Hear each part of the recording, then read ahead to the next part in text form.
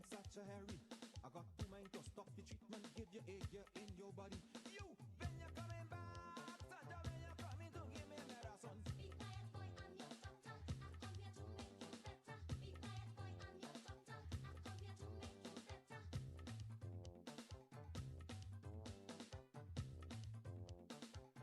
She jup, jup, jup, jup, jup, jup. I'm your doctor. Jup, jup, jup, jup, jup, jup, jup. I'm your doctor. She took my head, she took my day, she took my head, she took my day, she took, jup, jup, jup, jup, jup, jup, I'm your doctor. I'm your doctor. she said, bye for now, boy, I have to fulfill another appointment. All you need is rest, and in no time at all you conquer the ailment. She said, take the medicine twice a day, that is the dose I should get. I follow instruction to my surprise, my body fit like a jet. She said, take the medicine twice a day, that is the dose I should get. I follow instruction to my surprise, my body fit like a jet.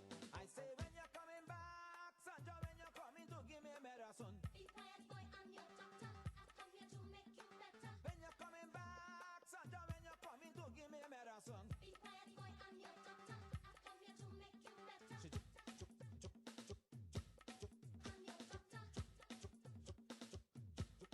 I'm your doctor. she took my head, she took my day, oh Lord, she took my head, she took my head. I was feeling ill when I get the house call from Dr. Cassandra. Why she gave me pill, now my whole body feeling better than ever. She gave me one injection in my midsection, I didn't have to pay. Then she gave me something and tell me swallow fever gone right away. One injection in my midsection, I didn't have to pay. Then she gave me something and tell me swallow fever gone right away. So I say, when you're coming back, Sandra, when you're coming to give me medicine. Be quiet, boy, I'm your doctor. I come here to make you better. When you're coming back, Sandra, when you're coming to give me medicine. Be quiet, boy, I'm your doctor. I come here to make you better. She jup, jup, jup, jup, jup. I'm your doctor.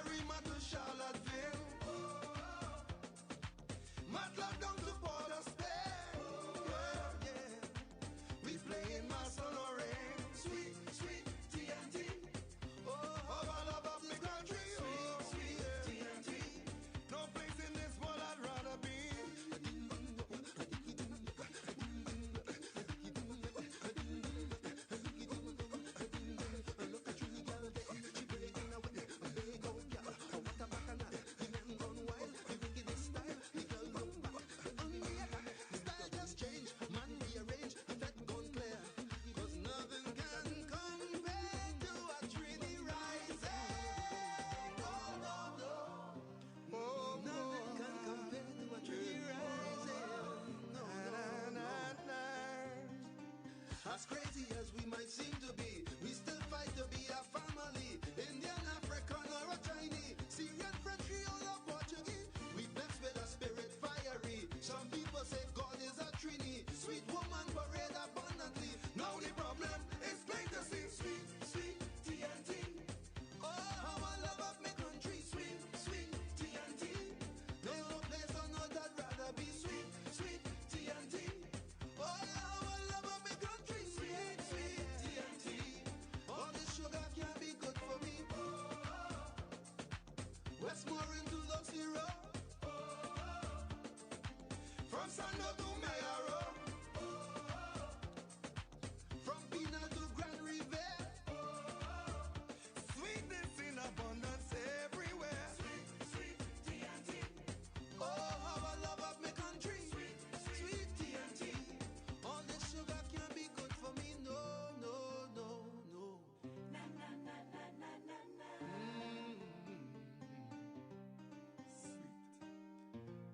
Sweet TNT.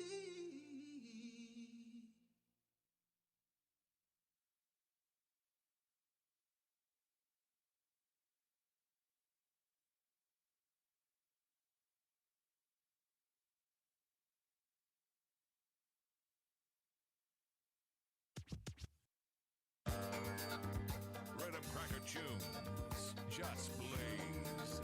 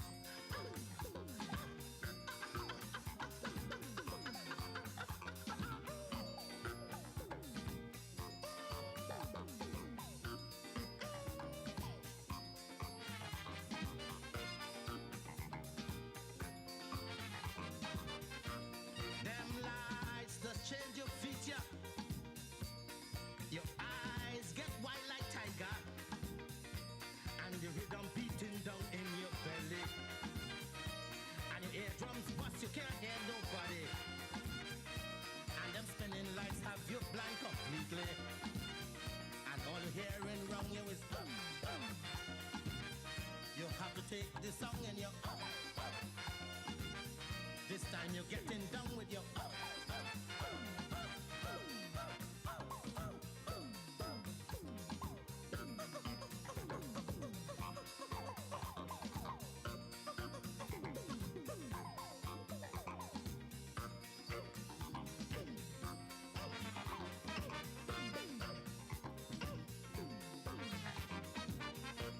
when daddy in the disco, it's day or night, I don't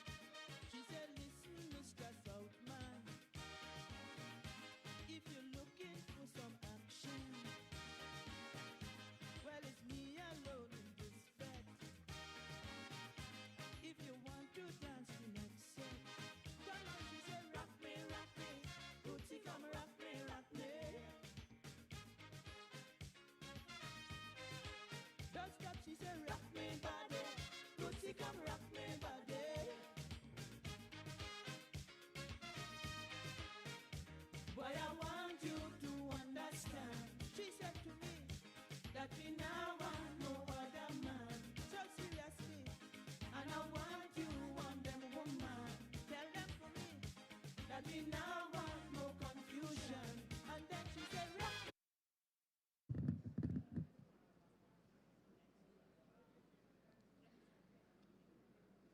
Ladies and gentlemen, we thank you for your patience, and we will commence in 5 minutes.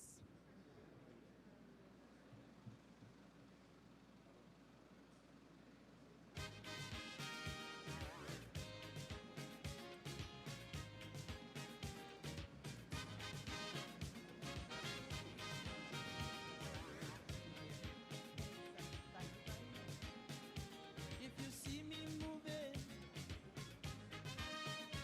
well, it's no one's grooving.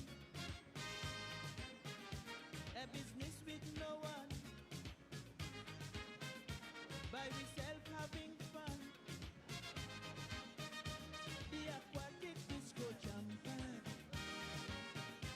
The Tejano disco back. DJ jamming heavy soca. She arrests me in a corner, and then she said, rock me, Rootsy, come rock me,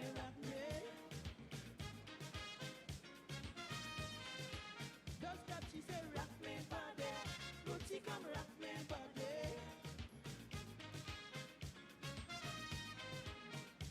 Boy, I want you to understand, she said to me, that we now want no other man, so seriously. And I want you, want them woman. Tell them for me that we now want no confusion. And then she said, rock me, Rootsy, come rock me,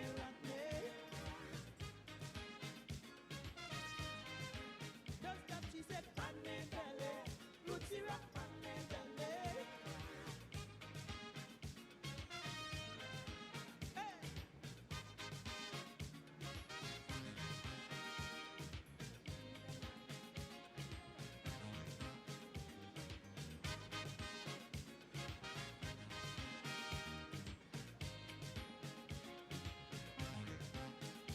She says cakes and bake it. Try but could not make it. Even Fat Man Nello and the Dread Man Shadow. I don't know how you're so lucky to come just so and conquer me. But I really dig you, Rootsy. And them dreadlocks look so Irish. And then she said, rock me, Rootsy, come rock me,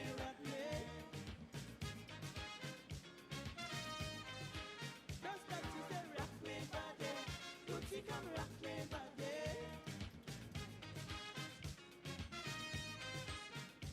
Boy, I want you to understand, she said to me, that we now want no other man, so seriously. And I want you, want them woman. Tell them for me that we now want no confusion.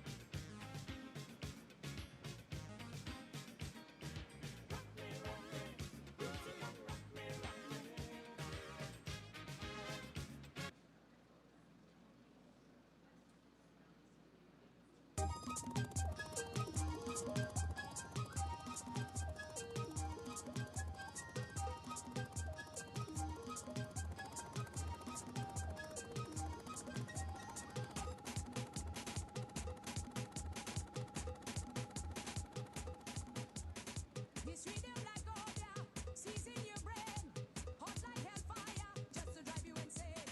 Forget all your worries, forget all your cares. Easy tension, I come out to play. I'm ready to get on bad, I'm ready to mash up the yard, I'm ready to get on mad, I'm ready to jam them hard, I'm ready to get on bad.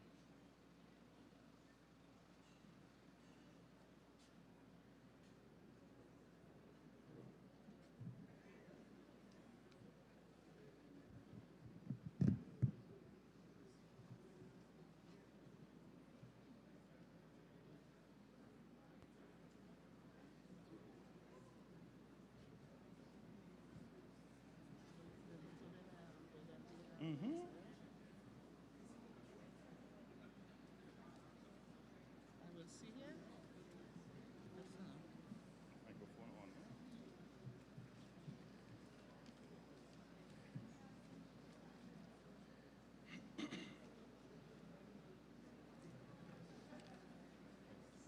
Go ahead. Ready?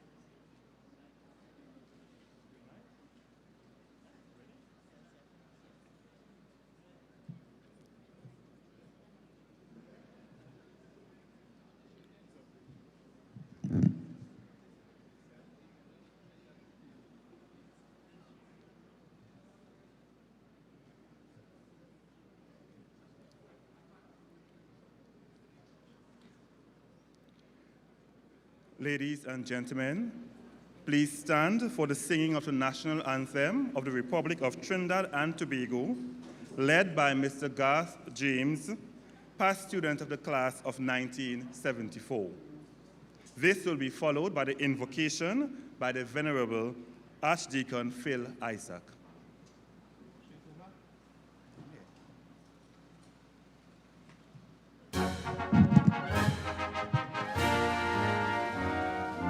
Forged from the love of liberty in the fires of hope and prayer, with boundless faith in our destiny, we solemnly declare. Side by side we stand, islands of the blue Caribbean Sea, this our native land, we pledge our lives to thee. Here every creed and race find an equal place, and may God bless our nation. Here every creed and race find an equal place, and may God bless our nation.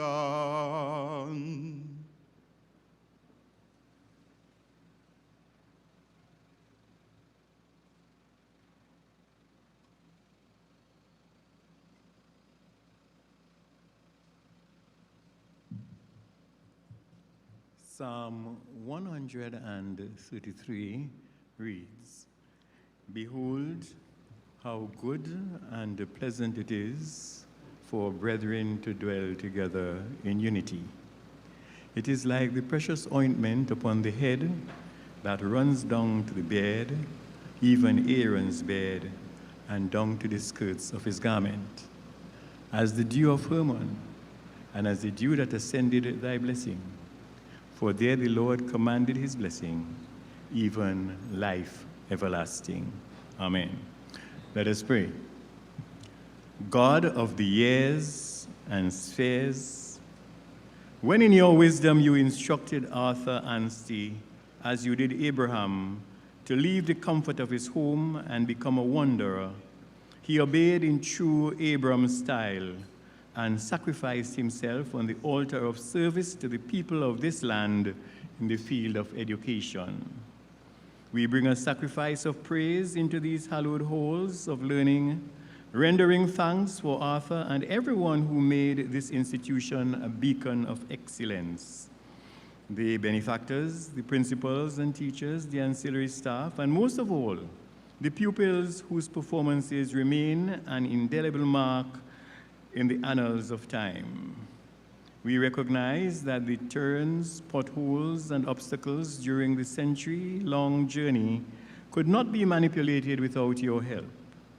And sitting on the threshold of many centuries before us, may we recognize the guiding cross shining before us, the cloud of protection that hovers over us, and keep the faith that propels us beyond these boundaries into the world.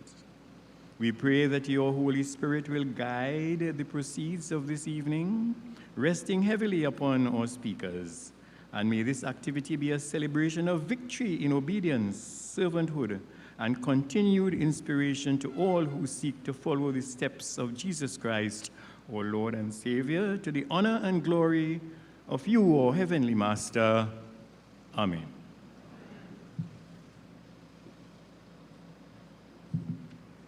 I invite you to remain standing as you join us in singing the school's song, which will be led by the Bishop's High School Choir and the Bishop's High School Steel Ensemble.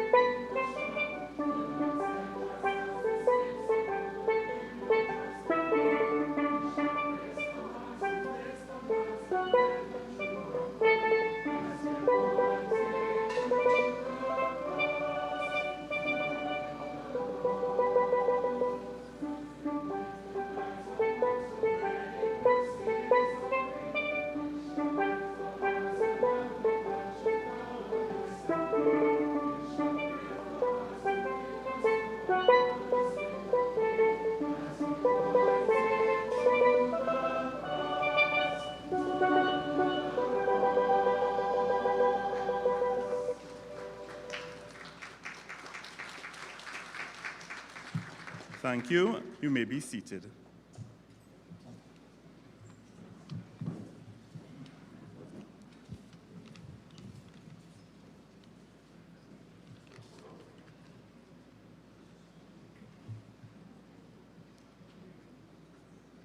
Your Lordship, the Right Reverend Claude Berkeley, Bishop of Trinidad and Tobago, head of the school and of all the centennial celebrations, the Honorable Chief Justice, Mr. Justice Ivor Archie, ORTT, Chief Justice of the Republic of Trinidad and Tobago, Dr. Keith Rowley, former Prime Minister of the Republic of Trinidad and Tobago, the Honorable Farley Augustine, Chief Secretary of the Tobago House of Assembly, members of Parliament, members of the Tobago House of Assembly, Ms. Ira Matu, journalist and moderator. Father Wendell Bernard, chairman and member of the Bishop's High School Board of Governors.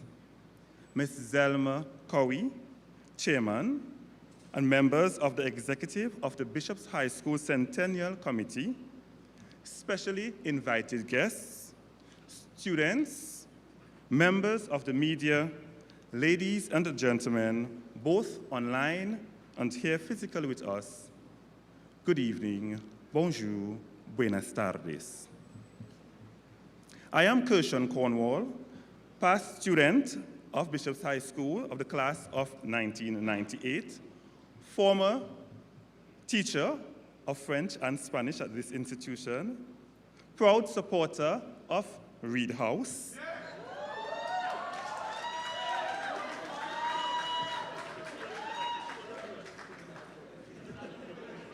and proud Bishopian parent. It is indeed an honor to stand before you, charged with the responsibility of navigating this evening's proceedings. My role is more than ceremonial. It is personal, for it has been within these walls that some of the teachers I see before me now have really worked on people like me to ensure that I was successful in life. And as a past teacher, in turn, I've been able to inspire students in my care during my tenure here as a teacher. As the world prepares to celebrate Father's Day tomorrow, we, the extended members of the Bishop's High School family, have found it meaningful and appropriate to pause and acknowledge all the men who have walked these halls, not just as students, teachers, but also as mentors, leaders, and legacy builders. Let us acknowledge them with a rousing round of applause.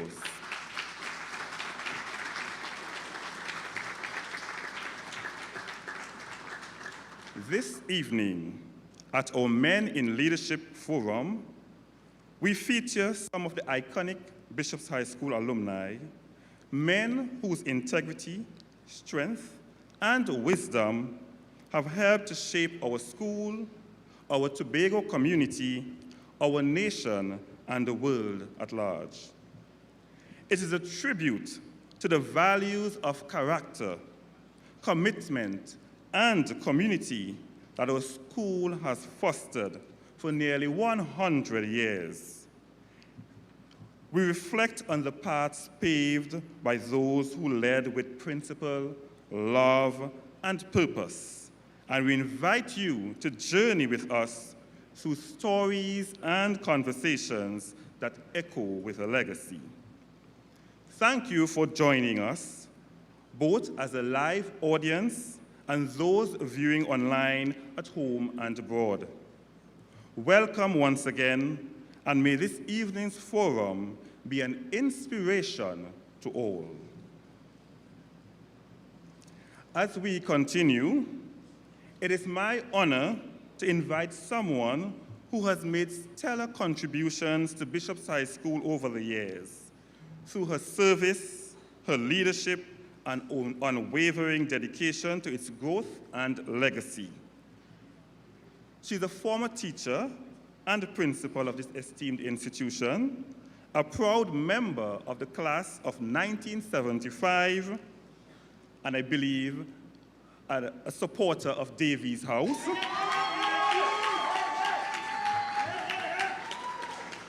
And she is currently the Vice Chair of the Bishop's High School Centennial Committee. I now call on Mrs. Claire Braffit-Alexander to bring us welcome and a purpose statement.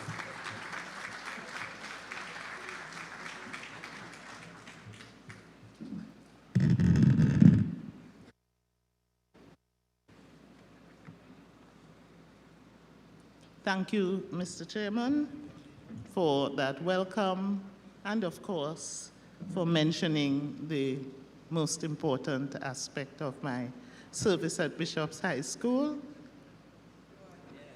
Yes. And I need to get off script and say that I honor the bishop in my choice of where. Thank you, Bishop.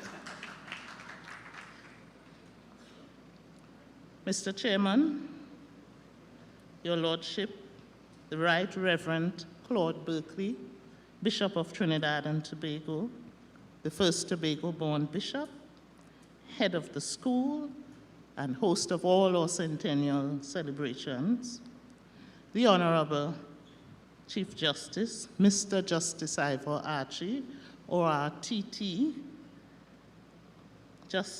Chief Justice of the Republic of Trinidad and Tobago, and a member of the class of 1975,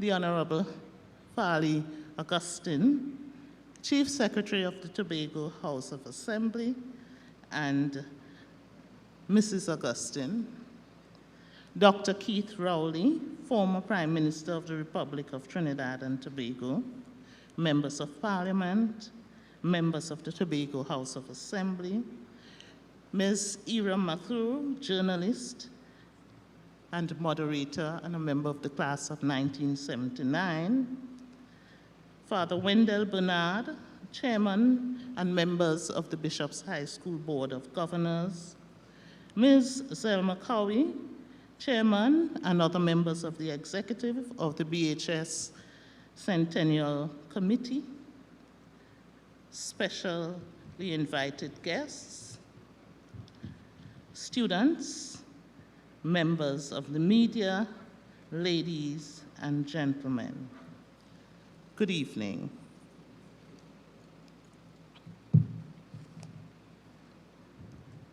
It is with immense pride and heartfelt joy that I express warm words of welcome to all who have come to celebrate 100 years of empowering generations through education, and more specifically, to celebrate 4 of our most recent distinguished alumni or honored statesmen.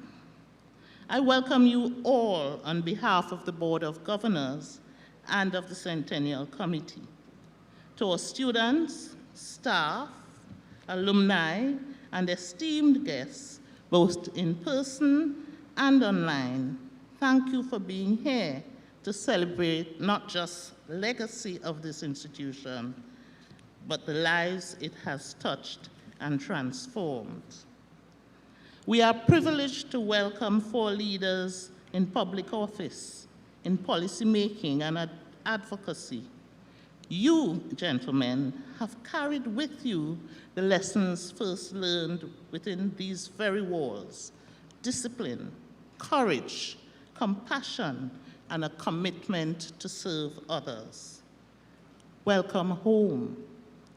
Gentlemen, this is indeed a homecoming, because no matter how you've traveled, no matter how far, no matter how high you've risen, the school, these hallways, the memories we share have shaped the foundation of your journey.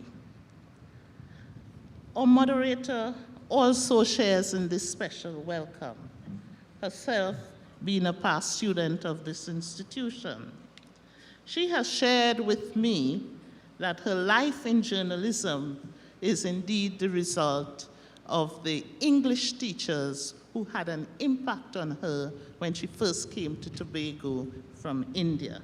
And so welcome, Madam Moderator.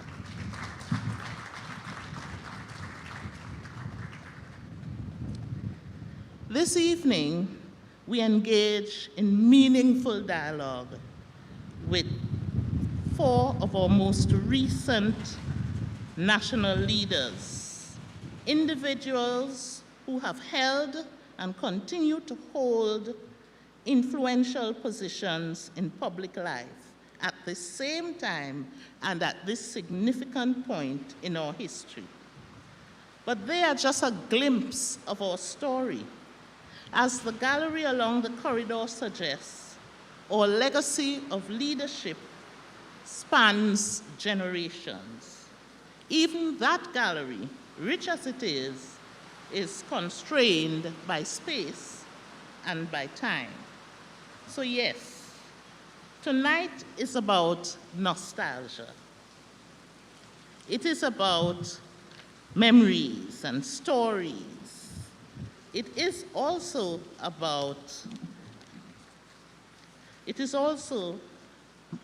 about more than that. It is an evening of reflection and inquiry. It is a chance to explore how we as educators and the wider community help to unlock the divine potential within each child who passes through these walls. We will examine the synergy between school, home, and community in nurturing the qualities of greatness. What role do traditions like the house system or the establishment of a white line, a simple line, what role do they play in shaping character? Finally, this evening is about continuity, the unbroken chain of leadership that our school occupies in the nation. This evening, we engage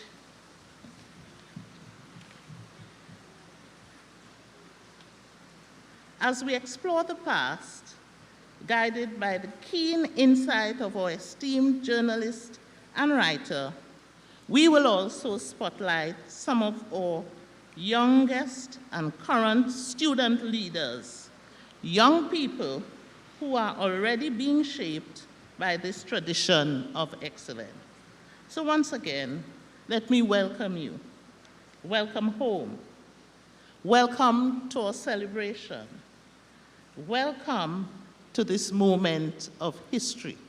Have a wonderful evening. Thank you.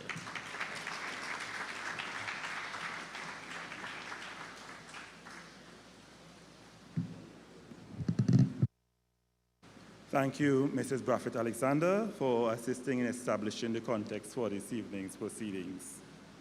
As we continue in our evening of reflection, leadership, and legacy, we now turn our attention to the truly special part of the program, our Men in Leadership panel. Introducing our first panelist, His Lordship, the Right Reverend Claude Berkeley, is Bishopian young leader Javon Clark. Now, who is Javon Clark? Javon Clark is a Form 4 student of Bishop's High School, a Form 4 prefect, a member of the Trinidad and Tobago Cadet Force, and a founding member of the Bishop's High School Badminton Club. Daniel Wilson will introduce the Honorable Chief Justice, Mr. Justice Ivo Archie. Daniel is a former president of the Bishop's High School Student Council and Tobago's lone Cape Scholarship winner in 2021.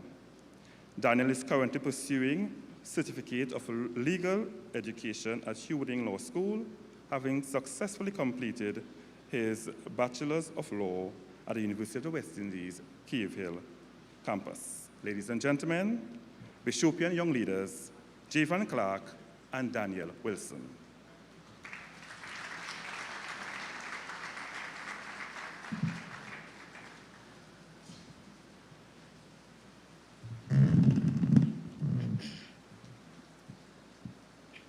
The Right Reverend Claude Berkeley, Bishop of Trinidad and Tobago, head of the Anglican Diocese, was born on August 18, 1957, and grew up in Pembroke, Tobago. His early life centered around his schools, his community, and the church. In his formative years, Bishop Berkeley attended Pembroke Anglican Primary School and then went on to Bishop's High School in Tobago. As a Bishopian graduate, he will proudly tell you that he belongs to the graduating class of 1974 and that he is a member of the Yellow House Davies. We cannot help but note that Bishop Berkeley is the Davian cheese who stands alone this evening amongst the other three panelists who all belong to another house that will remain nameless at this time. Classmates' accounts of Bishop Berkeley describe him as one prone to mischief and that he had a wicked sense of humor. They spoke of his candid manner and remember that he was considerate of others. Even at that time, he had a love for cricket.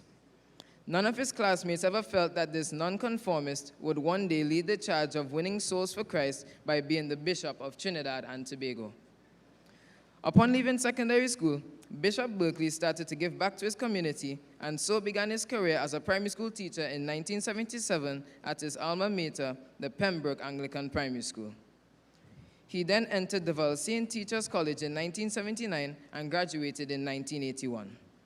He went on to teach at various schools in Tobago, including our own Bishop's High.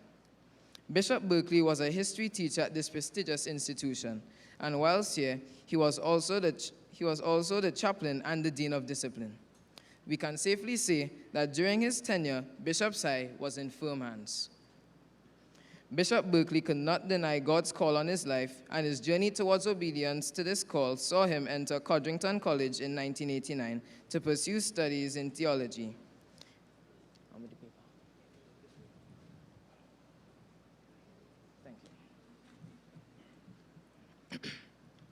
There, he earned a diploma in pastoral studies and in the same year a bachelor's degree in theology from the University of the West Indies. Among many of his accolades, in 1991, he was awarded the Colin and Pearl Curtin Prize for Doctrine, and in 1992, the St. Catherine's and St. Mark's Prize for Preaching. And then in August 2013, he was awarded the Chaconia Medal Gold with honor. By this time, Claude Berkeley's path was set, and after completing training at Codrington College in 1992, Father Berkeley was ordained a deacon. Approximately 1 year later, on October 28, 1993, he was ordained a priest. In 1999, he pursued a Master of Philosophy degree in contextual theology at the University of Birmingham in the United Kingdom. He was made a canon in 2001, stall of St. Chad, and eventually in 2002, he transferred to All Saints Parish in Trinidad, where he joined the staff of Bishop Angsti High School in Port of Spain. In October 2010, he was elected as coadjutor bishop of the Diocese of Trinidad and Tobago, and he was consecrated bishop on March 17, 2011, at a ceremony at the Cathedral Church of the Holy Trinity in Port of Spain. Bishop Claude Berkeley is the first Tobago-born bishop of the Anglican Diocese of Trinidad and Tobago. At present, he is the chairman of the Bishop Angsti Association. He was married to Dawn, who passed away on September 27, 2022, and together they had 2 daughters, Fiola and Safia. He is also a proud grandfather of one. It goes without saying that Bishop Claude Berkeley not only gave his life to his God, but is also committed to serving his alma mater, Bishop's High School. Please join me in recognizing the appointed head of this home, Bishop of the Republic of Trinidad and Tobago, head of the Anglican Diocese, the Right Reverend Claude Berkeley.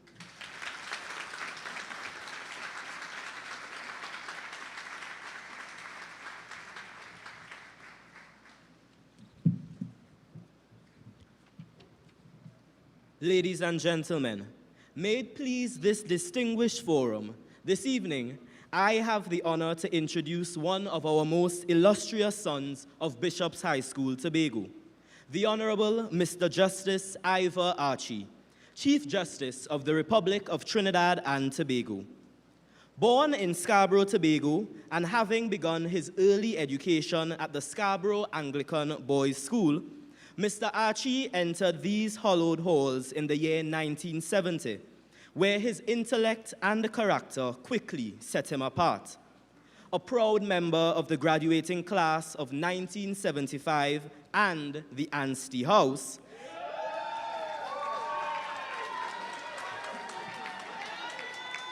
He was promoted straight from first form to third form, a rare distinction that spoke volumes of his academic prowess.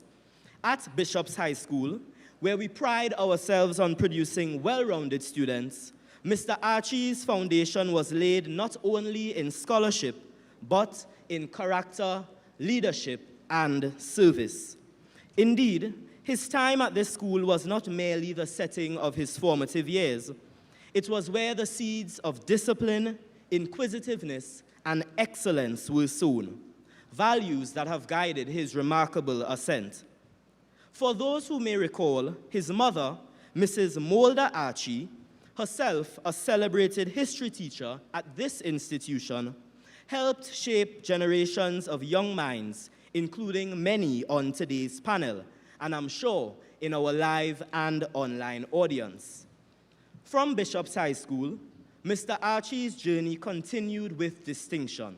He earned a BSc in Mechanical Engineering with upper second-class honors from the University of the West Indies, and later his law degree with honors from the University of Southampton. At the Hugh Wooding Law School, his outstanding scholarship was once again evident as he graduated at the top of his class, receiving the award for the most exceptional performance. His legal career spans both local and regional service, from Crown Counsel to Solicitor General and Acting Attorney General of the Cayman Islands, to his appointment as Judge of the Supreme Court of Trinidad and Tobago in 1998 and Justice of Appeal in 2004. In 2008, at just 47 years of age, Mr. Archie was appointed the 8th and youngest Chief Justice of the Republic of Trinidad and Tobago. His leadership has since been marked by innovation, integrity, and a steadfast commitment to justice reform. Beyond the law, Mr. Archie's interests range from theology to music, and he is a proud member of one of Trinidad and Tobago's most celebrated choirs, the Lydians, a reflection of his enduring engagement with the arts and community. Today, we are privileged to welcome him back to the place where it all began. Ladies and gentlemen, join me in extending a warm welcome to the Honorable Mr. Justice Ivor Archie, Chief Justice of the Republic of Trinidad and Tobago.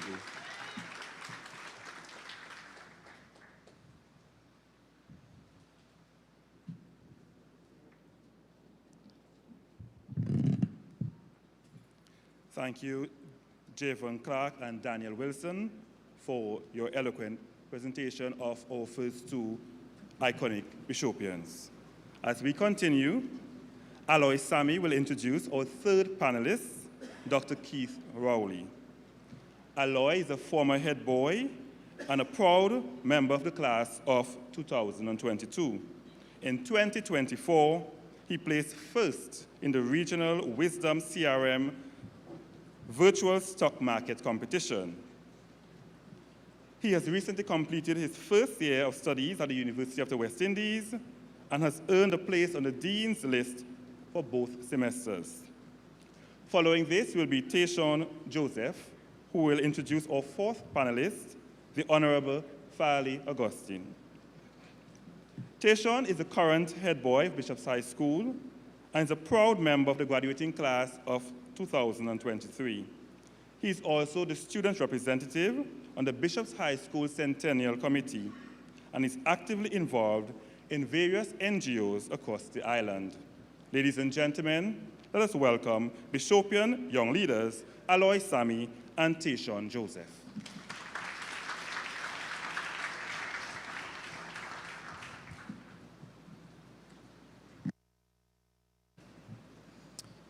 The Honorable Dr. Keith Christopher Rowley, former Prime Minister of the Republic of Trinidad and Tobago, was born on October 24, 1949 in Mason Hall, Tobago. He was raised by his grandparents, who were respected farmers in the community. His academic journey started at the Mason Hall Government Primary School and then onwards to Bishop's High School in 1962.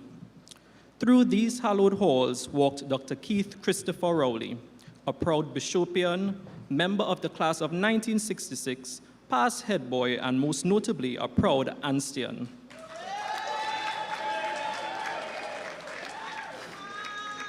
During his time at Bishop's High School, he was known for being well-rounded and a natural leader, whether on the cricket field, where he was a fast bowler and always called the skipper, or in the Bishop's Literacy and Debating Society, where he was a prominent figure. Dr. Rowley consistently assumed leadership in the activities he pursued. It is because of this that he was the recipient of the prestigious Silver Bone Scholarship awarded for academic excellence.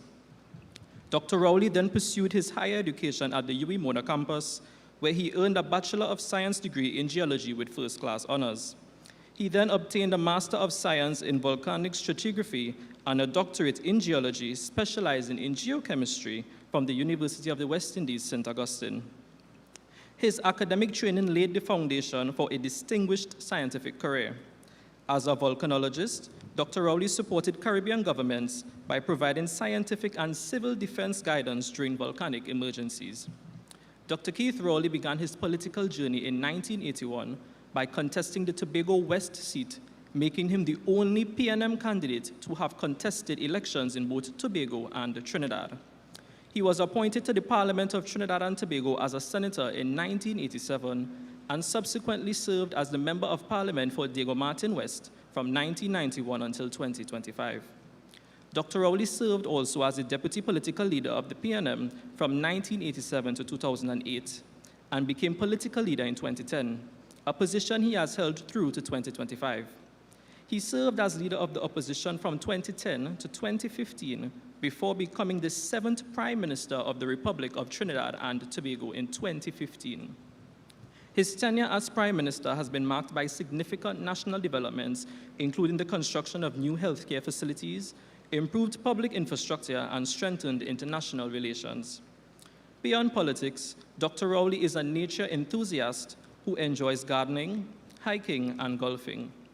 His journey from being a student at Bishop's High School to a national leader reflects the transformative power of education and the enduring influence of his alma mater. His leadership, academic excellence, and commitment to national service continues to inspire future generations, exemplifying the values of resilience, integrity, and vision. Ladies and gentlemen, I present to you the former Prime Minister of the Republic of Trinidad and Tobago, the Honorable Dr. Keith Christopher Rowley.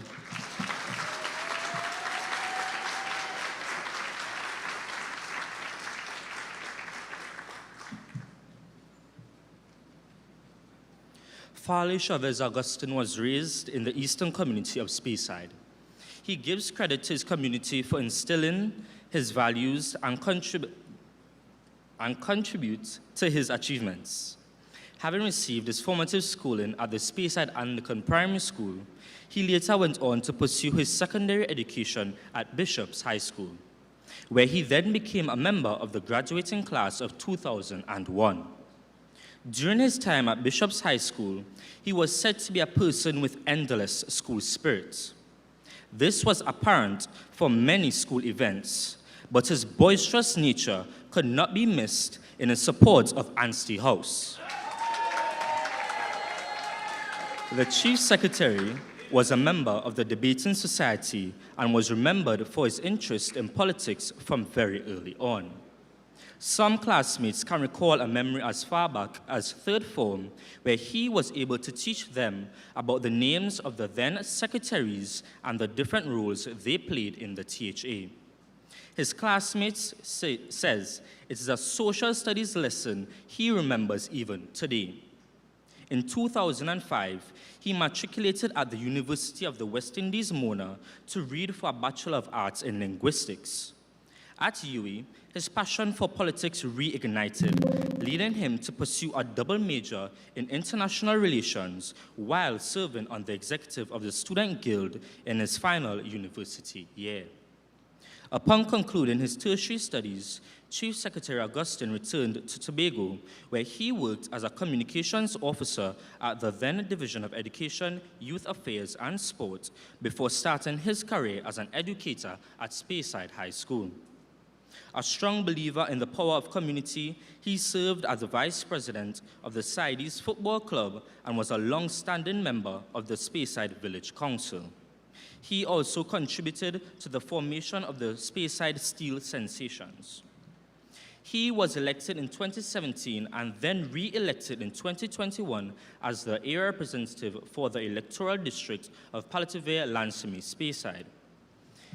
He now leads a vibrant and youthful THA administration that is on a mission to make Tobago the greatest little island in the world. He is a devoted husband to his wife and a proud father of their daughter.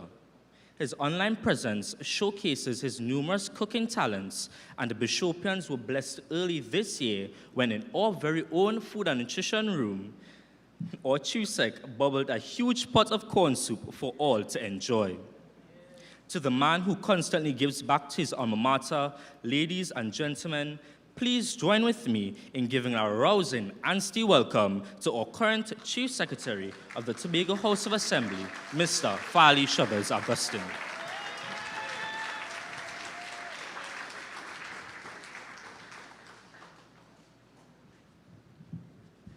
Thank you, Aloy Sami and Tayshawn Joseph. Our youngest presenter, Amir Williams, will introduce the moderator, Ms. Ira Matur. Amir is a first-form student here at Bishop's High School who has already been blazing the trail as a confident debater and a talented sportsman. He's a member of the Form 1 football team and will be representing Bishop's High School and, by extension, Tobago at the National Secondary Schools Track and Field Championships on Monday and Tuesday in the 400-meter race and 4x4 relays. Ladies and gentlemen, let's welcome Bishopian young leader Amir Williams.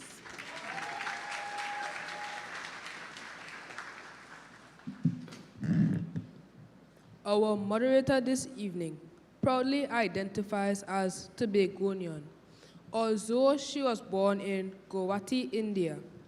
Her journey in Tobago started in the late 1970s, when her father, Colonel Mahendra Masoor, an Indian Army engineer, left service after serving in 3 wars to design and construct the Claude Noel Highway.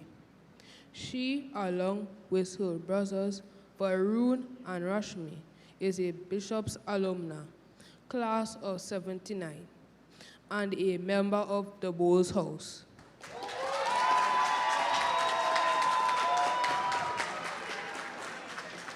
After leaving these hallowed halls, she went on to attain her BA in Liberal Arts from Trent University and LLB from the University of London, and her MA in International Journalism from City University in London. Her professional journalism career spans 35 years in print, radio, and television. It includes freelancing for the BBC, The Guardian UK, the Trinidad Express, CNC3, and TV6.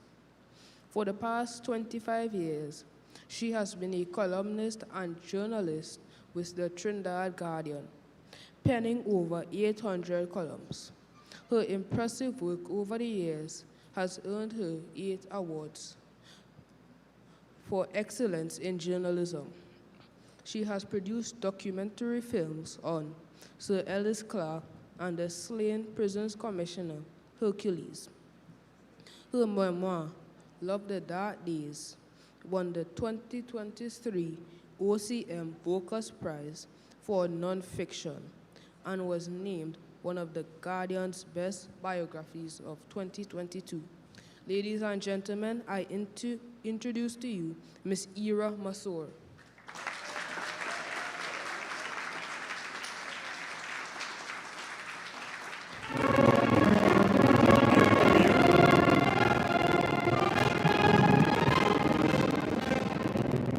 We invite our panelists and moderator to the stage.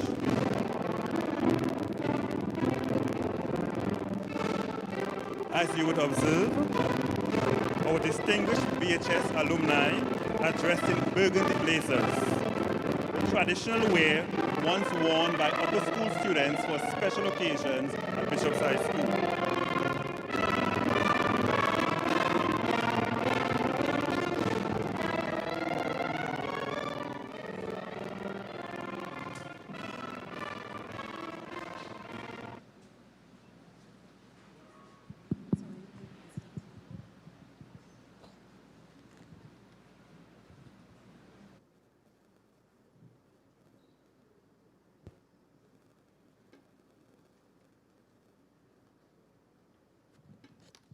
Good evening.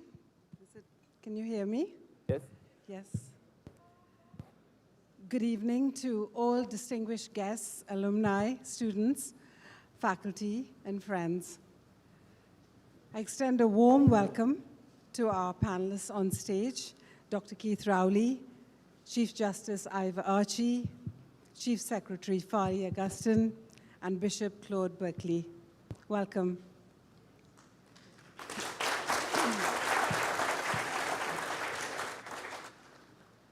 When I was 10 years old, I landed on an island from the big country of India.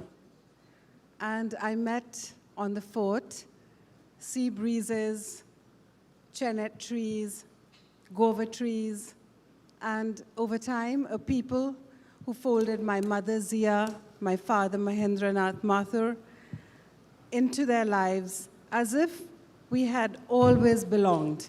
And that is Tobago.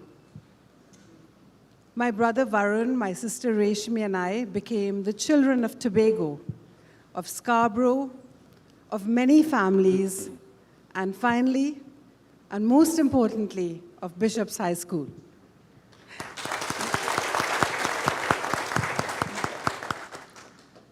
My mother and I, when I was maybe 11 years old, walking up the hill to the fort where we lived, next to the Wheelers near the museum, believe it or not, when a kind lady stopped and gave my mother, who was wearing a sari and carrying a parasol in those days, we were looking very hot and bothered, she stopped us and she gave us a glass of water. She was the mother of A.N.R. Robinson, and she became my second grandmother. I could not come or leave the island without seeing Grandmother Robinson. And that's how deep my roots feel in Tobago. Mrs. Wheeler, who lived in the museum next to us on the fort, became my second mother, teaching me how to cook macaroni, stewed chicken, stewed plums. And her son, now Dr. Wheeler, became my brother's brother. The girls, Alana, Jillian, and Kathy, became our sisters. We were a joint family. Here, life was very sharp and particular and earthy and authentic and exciting. I learned how to use a cutlass and learned how to kill and clean crab for crab and callaloo. And I learned how to churn ice cream by hand by Mrs. Wheeler. I played hockey on the sun-baked fields outside. We go-karted from the fort on pieces of cardboard, screaming in the night. We picked guavas behind the school in the guava patch. And we went to Pigeon Point on moonlit nights. All these things I know that you all still enjoy. The cannons on the fort in particular sometimes make me want to cry because they became my way of seeing the wider world, which always seemed unfinished without our sea, our bougainvillea, our bright skies, and our golden sunsets. I also saw my first death here, a classmate named Agnes, who I was really fond of. I still remember the pink ribbon in her hair when I went to her burial.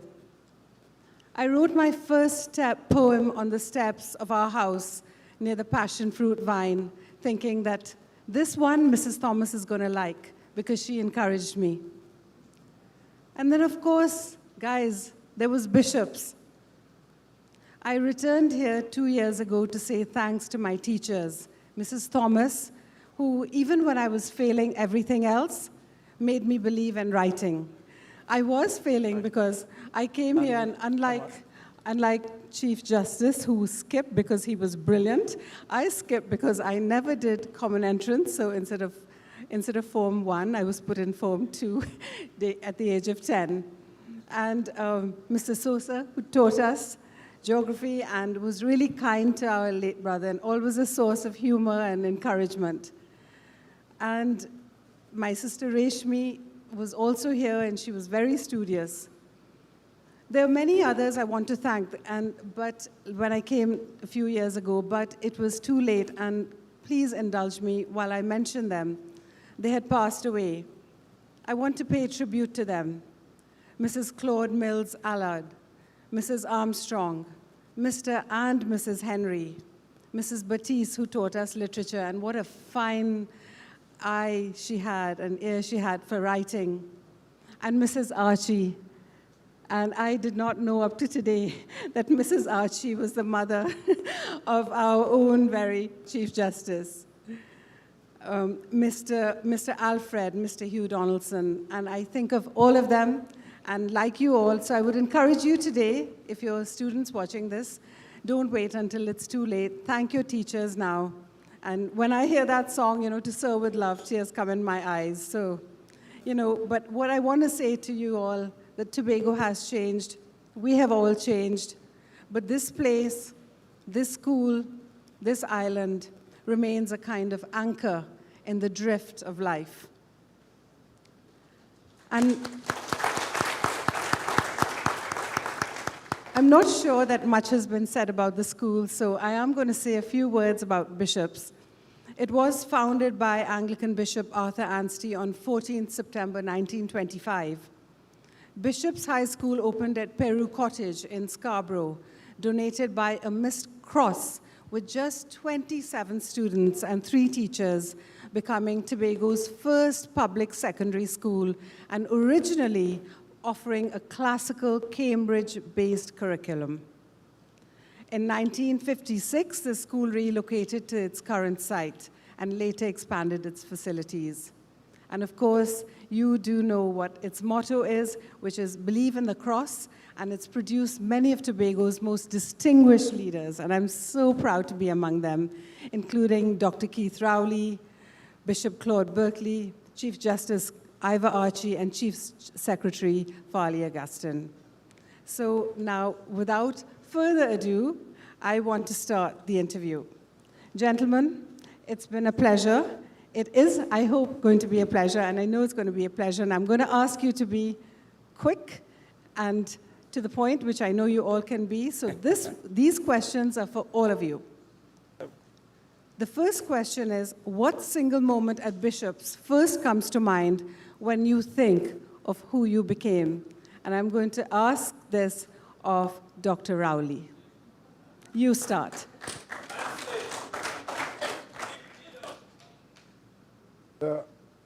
If I'm to pick one moment, one involvement.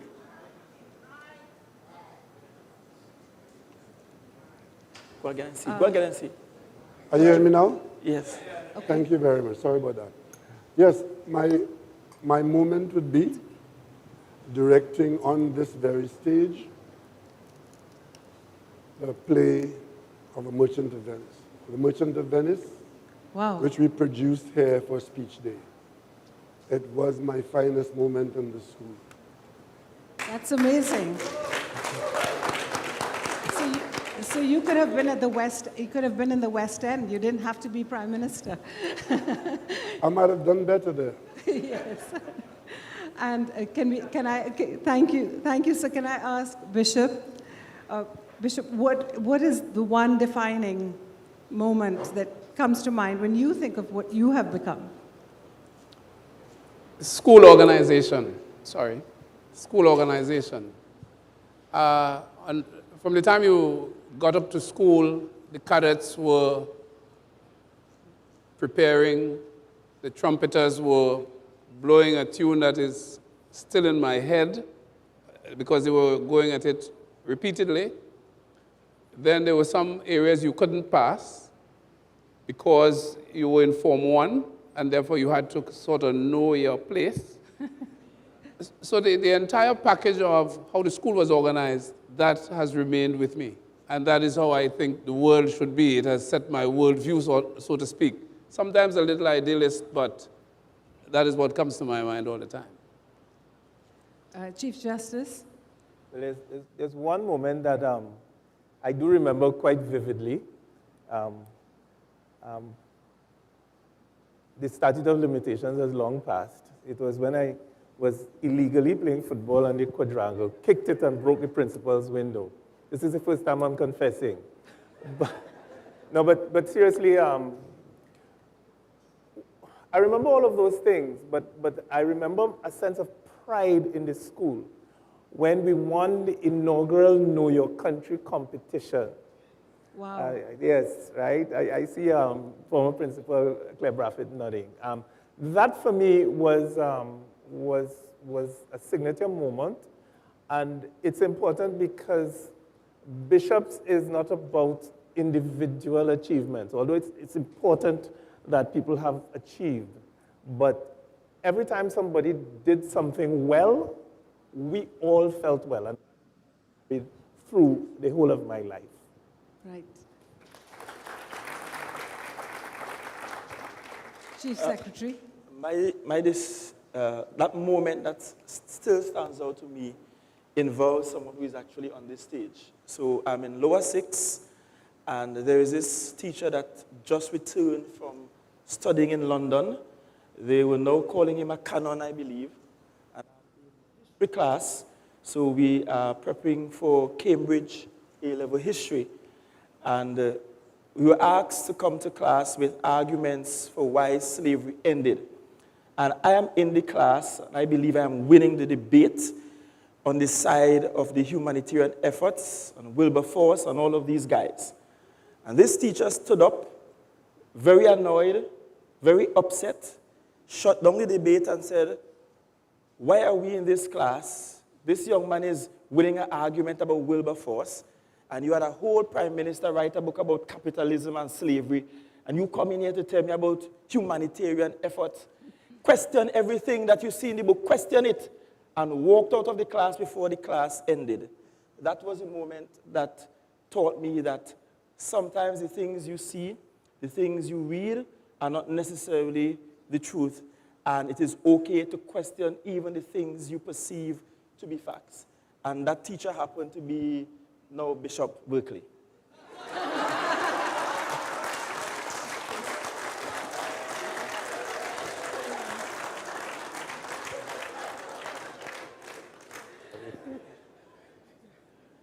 So I'd like you to still stay in the bishop mode. I'd like each of you, and this is the second question that I'd like you to run through very quickly. I'd like each of you to look back on somebody from Bishops. How did you first realize that belonging to Bishops meant a duty to something larger than yourself, to the vulnerable people around you? And when did you decide? You touched on it. When was there a particular moment when all of you decided that, it's not just, because people make decisions, brilliant men like you can make decisions to go out there and just make money for yourselves and live for yourselves, but you've all turned to public service. So I'll start with you, Dr. Rowley. When did you decide that you wanted to make a difference to the people of this country? I would say the person who impressed upon me most to end up like that, it was former head boy Russell Martino. Up until I ran into Russell Martino one day in Port of Spain after I left Bishops in 1970. And he asked me, what are you doing here? I said, well, I'm just going to some maths classes up the road and having a good time. And I had no intention of doing anything like what you just mentioned. And he got very concerned because I was in line to get the Bowles Scholarship, which was mentioned there. I didn't get the scholarship at that time, that day, he took steps to ensure that I showed an interest, followed through, and had eventually, because bishops and bowl scholarship go together. But up to that day, I was just drifting through life, having a great time. And I realized after he spoke to me then, and he did what made me think that I had to go to university and get on with it. And this was a few days before the deadline of the opening of the university. And with a few phone calls and me getting serious, I was on a plane to Mona, and my life changed permanently, and everything flowed from that. So that was the person who made it happen to me, and it was all about not wasting Bishop's time, because had I not run into him that day, God alone knows where I would have ended up, because I had no real plans to end up in the way it turned out. So if it wasn't for the head boy saying to you, what do you intend to do? Basically... I was happy being a teacher in a school, following cricket, being free, enjoying the vacations, and I was just going through life without too much of a purpose. And that's amazing, and that leads straight to Reverend Claude Berkeley, because you have been spending your entire life actually telling people that you can do something not just for yourself, but for other people, and perhaps service above self and the joy that that brings. So, sir, what was your pivotal moment, or did you always have a kind of quiet faith within you, and you knew this was your path? So that is in two parts, because I became the bishop. So that is part two. Part one is that I was, I set out to be a teacher, I think influenced by the teachers here at Bishop's High School. We had, to my mind, the best combination of men and women and maleness, masculinity, and jostle and talk up to firmly to one another's face, but you got to keep the respect in line. Mr. Sosa is there. Mr. Sosa is one of those fellows. So there was that. And then we had some fine women, Miss Archie, Miss Batiste, Miss Austin, Mrs. Armstrong, Miss Marva Henry, Scipio Henry, and so. The lovely Mademoiselle Walters, Mr. Sosa's wife, and so on. Very great balance. And when you think about how radical in mind we were, and how they managed to constrain us to do good work, I thought, no, I wanted to teach, because the second part of it is that I was always in the church. So my part about becoming the bishop was being obedient, because people encouraged me to press on in that direction, and I pressed on in that direction in obedience to them. My parents, my godmother, and some of the chaplains who came here, and they're still here, like Canon Venerable Archdeacon Emeritus Forrester and others and so forth. And they persuade, you must not say that you have a calling. And so it's in two parts. And, well, here am I. Wonderful. Thank you so much. Yeah. Chief Justice, I almost feel like I need to skip you on this question, because, your mom was here, right? So you just basically had to listen to her. But so there is a sense in which I don't think I had a choice. But I don't think there was a single moment when I sort of realized that I had to be committed to something bigger than myself, because that's just the way we were, and I say we, this bishop's family. I mean, one of the reasons I use the example of winning the competition as a memory is precisely that, is that we were very much invested in each other. I saw how the teachers poured into us. People like Mr. Sosa, my mom, they would instruct you that you had to turn up at the house for extra lessons because they wanted you to get that one. And they never charged. They did that because they were interested in us. And so you felt that you were valued. And so you always felt that you knew somewhere inside that you had to respond in kind when you had the opportunity. And the way the school is structured and the way it rewarded behaviors. So speech day wasn't just about academic achievements. Those people who embodied most the spirit of the school were recognized. You know, best or wrong boy, best or wrong girl. You were expected to be somebody who was not just looking after yourself, but contributing to the community, both the bishop's community and the wider community. So that is the culture in which we were nurtured. And so I think it came, for me anyway, it came naturally. And then, of course, there was a religious element to it as well. You know, this is a church school. And so I think a combination of all of that. I have always been committed to public service all of my life because of the example of the teachers, including my mom. And I'm also wondering how much that has to do with the fact that it does take a village to raise a child. And in Tobago, you know, you felt like every parent's home that you went to, they would buff you if you weren't doing the right thing, if you weren't saying please and thank you, if you weren't being polite and if you weren't being kind. Every mother, not just your own mother, would tell you right from wrong. And I think that was kind of the difference that I felt growing up in Tobago. And I don't know if, you know, that I'm sure it echoes all of your experiences as well. Yeah. And now to the youngest amongst us, I want to ask Chief Secretary, what was that moment? Did you feel like, I'm going to go out and conquer the world? Well, or Tobago? Well, to be fair, there are a couple moments. Before I came into Bishop's High, I attended Speyside Anglican. And prior to me coming here, we had no common entrance passes to Bishop's High for about 7 to 8 years. So I could remember the day when the results came out because it was also my birthday, the 1st of July, 1996. The results came out. I'm the only student in the class that passed to Bishops. Nine of us passed common entrance. The others were going to Roxborough Secondary. I am going to Bishops. And I can recall walking home that afternoon.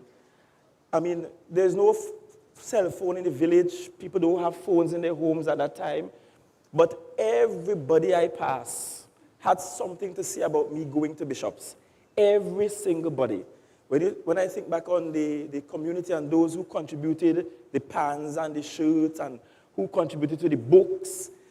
So I came into school thinking, I have this whole village behind me. How can I fail? And more than that, there were moments when I thought, this Bishop's thing ain't for me because I came in, knew no one in the entire school, so I entered a secondary school, and not a single other student I knew, or teacher I knew. So I was a complete stranger, and I struggled to settle in at first, but every time I thought about maybe Bishops is not for me, I said, I have to go back home and tell them people in Speyside, you fail. Now you can't do that. And then somewhere between 97 and 98, Robinson had just became president. He became president in 97, I think about March 97. But he was visiting his alma mater as president, His Excellency A.N.R. Robinson. And I remember they lined us up, they brought us into the hall. We were seated here for at least a good half an hour to 45 minutes waiting in the Hot Bowls Hall. But we were seated by class.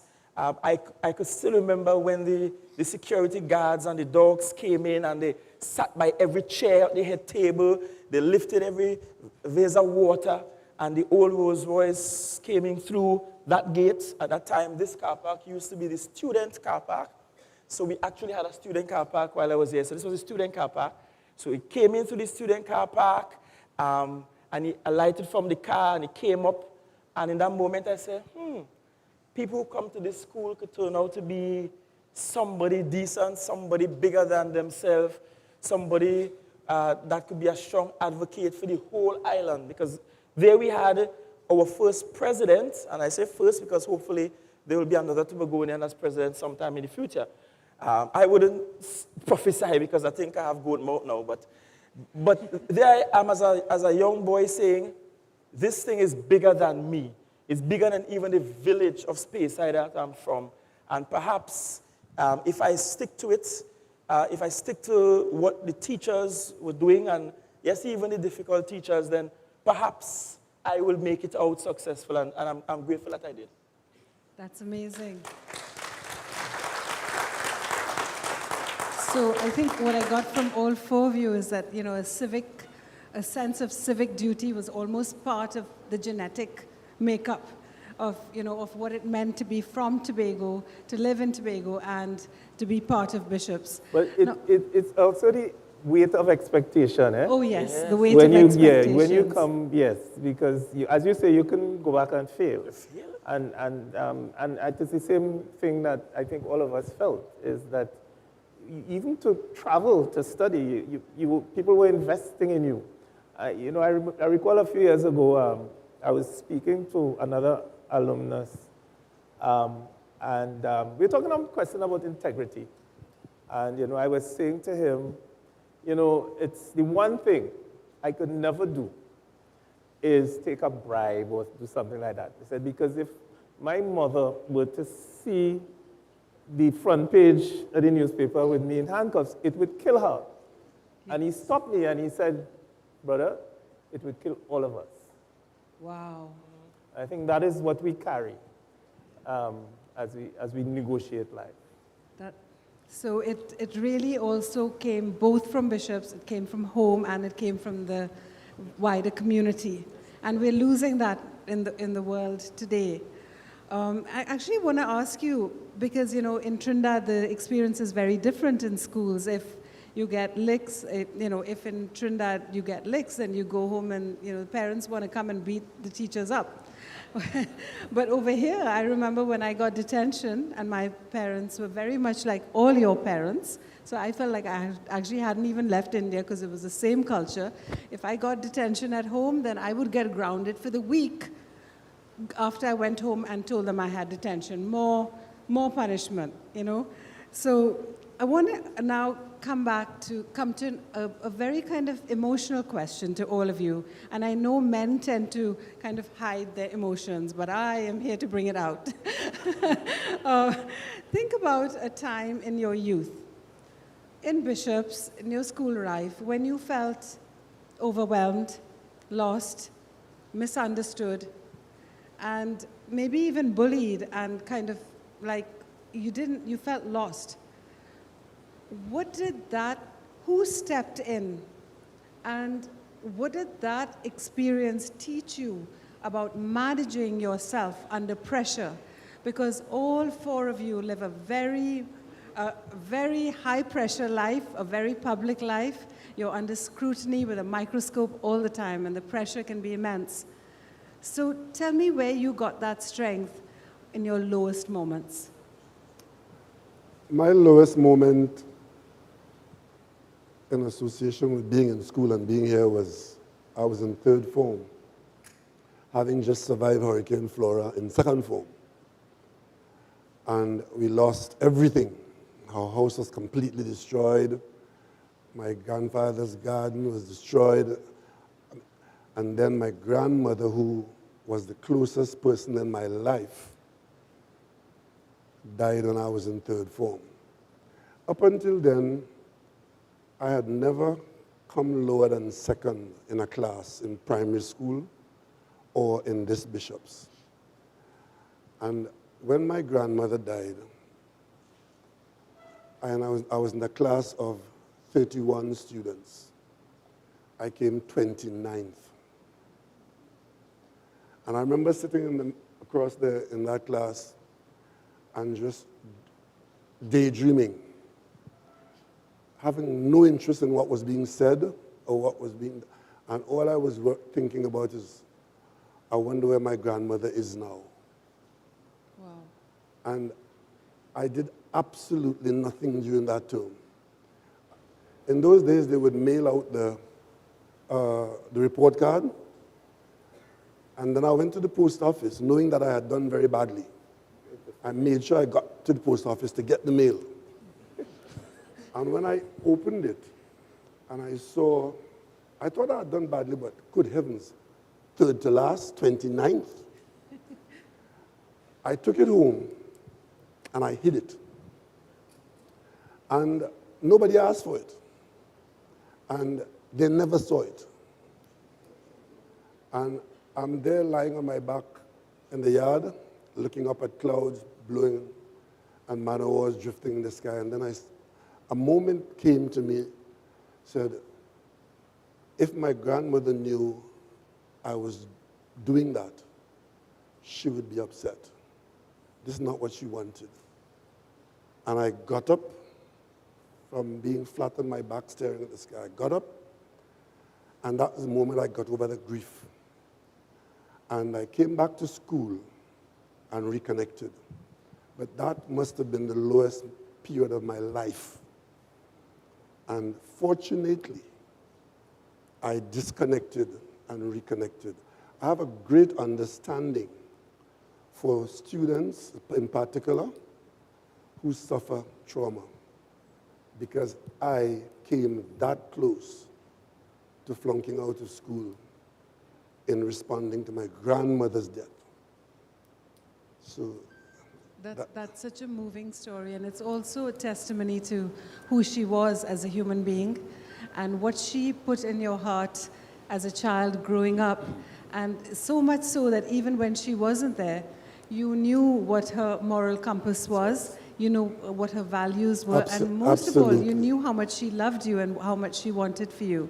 So it seems to me that what I'm hearing today is that, you know, children who have elders who love them and who teach them, they guide them long after they're gone. So thank you for sharing that, Dr. Rowley. It was very moving.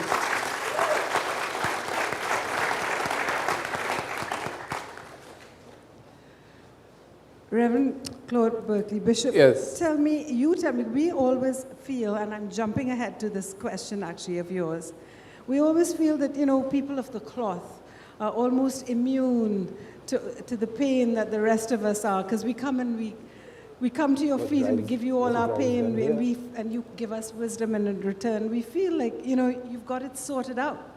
Is that true? Well, remember we acquired the cloth. So there was a life going on before the cloth. Yes. And Too much life?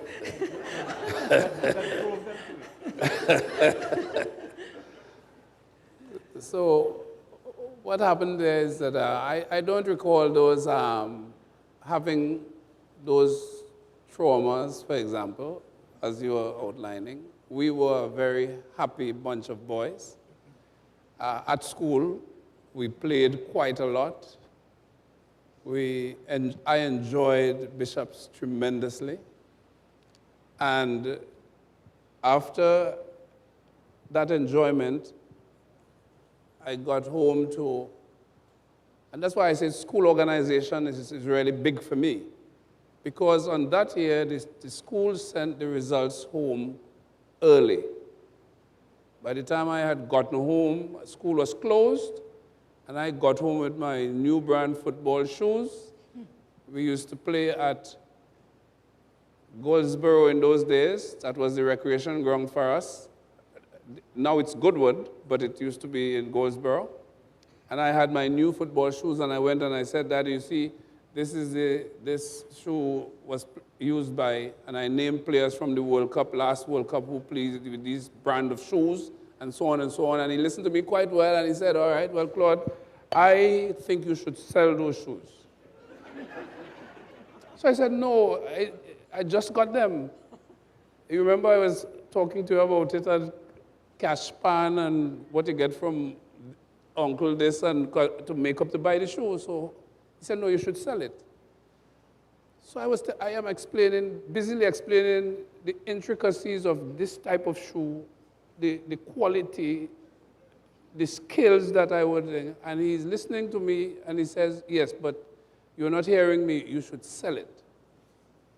So I said, well, why? What happened? He said, because during this holiday, you will not be going to the football ground. Because, listen to this, and he pulls out the report. And he used to always preface it by saying, I'm a standard 4 graduate. Right? You went high school, you went higher than me, but I could read. Talks too much in class.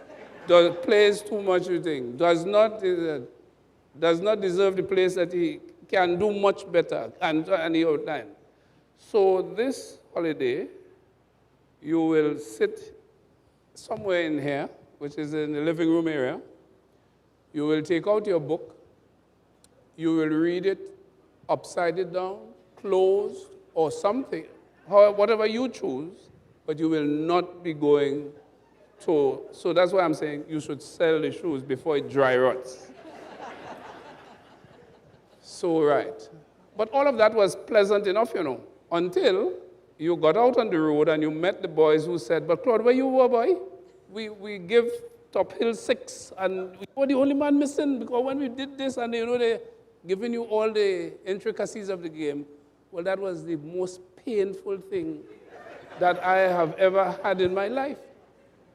And so you realize you have to change gears. So next year, my father says to me, again, the school kept up that thing, the results came home early, and he says, boy, I have to go by your school before there are no teachers because they made some mistakes. I see some marks here. You can't make those marks. So I have to go and I am saying no, that I have some of those papers I made. He said, no, boy, don't tell me that. What you brought here last year, you can't change between then and now and so on. And that kind of thing. And I thought that that was really, you know, I owe this school my life, as it were. And of course, I had a father who insisted on what should happen, the same expectations, because if your child is failing in the village, it's not your child, you know, it's that family, something wrong with that family, and all of the pressure of a village raising a child is yours, a church is another problem, and it just goes right around. So, you know, that's why I think school organization for me is a really big thing, because the way the school was organized put some things in place that demanded a certain standard of you. So you could enjoy yourself if you wanted, but you got to do your work. And if you didn't do your work, you will stand the consequences. Of course, we have grown up in Tobago. In most villages, I think, or all the villages, who don't hear does feel. Brilliant. Thank you so much. And again, we've come back to the whole.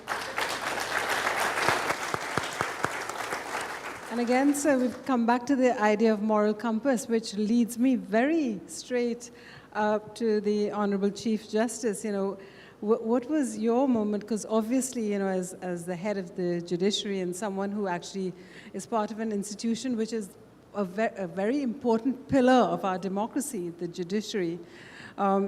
You know, what gave you that very strong moral compass, and was it a moment of weakness, a sadness?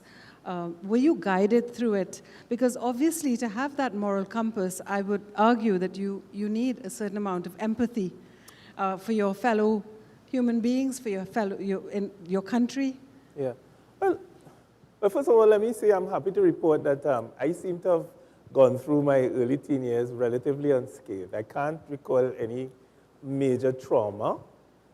But I think it's... Not even from Mom? I mean, Mom didn't come home one day and say, Ivor, how can I describe that? I mean, there were very heavy expectations. Yes. Okay, so I would strive very hard to meet them, because those of you who know my mom, you know, she wasn't a beater, but she would give you that eye. And when you get that look, you really felt deeply ashamed. Can I tell you that I got that look? You got that too. But you see, look where you are now. Right? You wanted to please them. But I think, for me, my resilience comes precisely from the fact that we were so supported. We belonged, we had that sense that we belonged. Nobody told us that there were limits. You know, nobody told us. In fact, you know, as you recall, we were sharing before we came on that if a teacher saw potential, they would come to your house and talk to your parents and tell them, look, Ivor is going to do geography at A-levels, you know. And Ivor didn't have any idea that he was even going to do A-levels. And so we were pushed, and we were given that confidence because of the way we interacted with our teachers. And the whole system of prefects and nurturing leadership from a young age, you were progressively given responsibility. So I think it's the most natural thing. And because you have that confidence, when in later life you have to deal with difficult situations or deal with people, you already have the experience of negotiating a community like this and understanding that, you know, it's not about you, and you have to listen, you have to take other people's points of view into account. The debating, all of those things that were a part of our lives, I think prepared us for leadership. Thank you so much. And also I think what I'm hearing here is that children, they thrive in order. They thrive in systems. They thrive, so there was a system in school, and there was a system at home. And I think that this is what a lot of kids around the world and in Trinidad and Tobago don't have. There's a lot of brokenness around us, and what we are looking at is a Tobago when everybody's mother and father was your mother and father.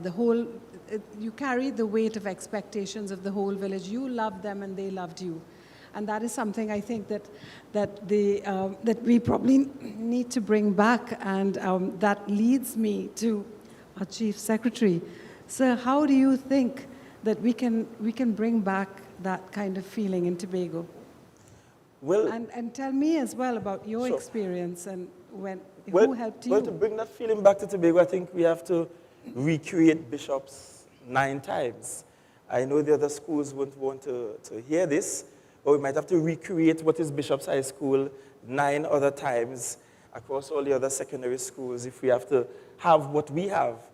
But I did not experience major trauma while I was a student.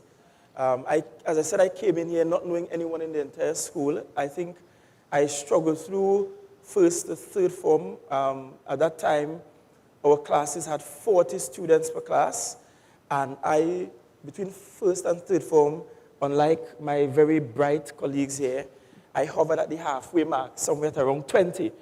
But I just got to fourth form, was now settling in. I don't know, a switch just turned on, because first to third, I don't know what was happening. Fourth form, a switch just turned on out of nowhere. I'm enjoying the academics. I am mastering all the subjects I've chosen.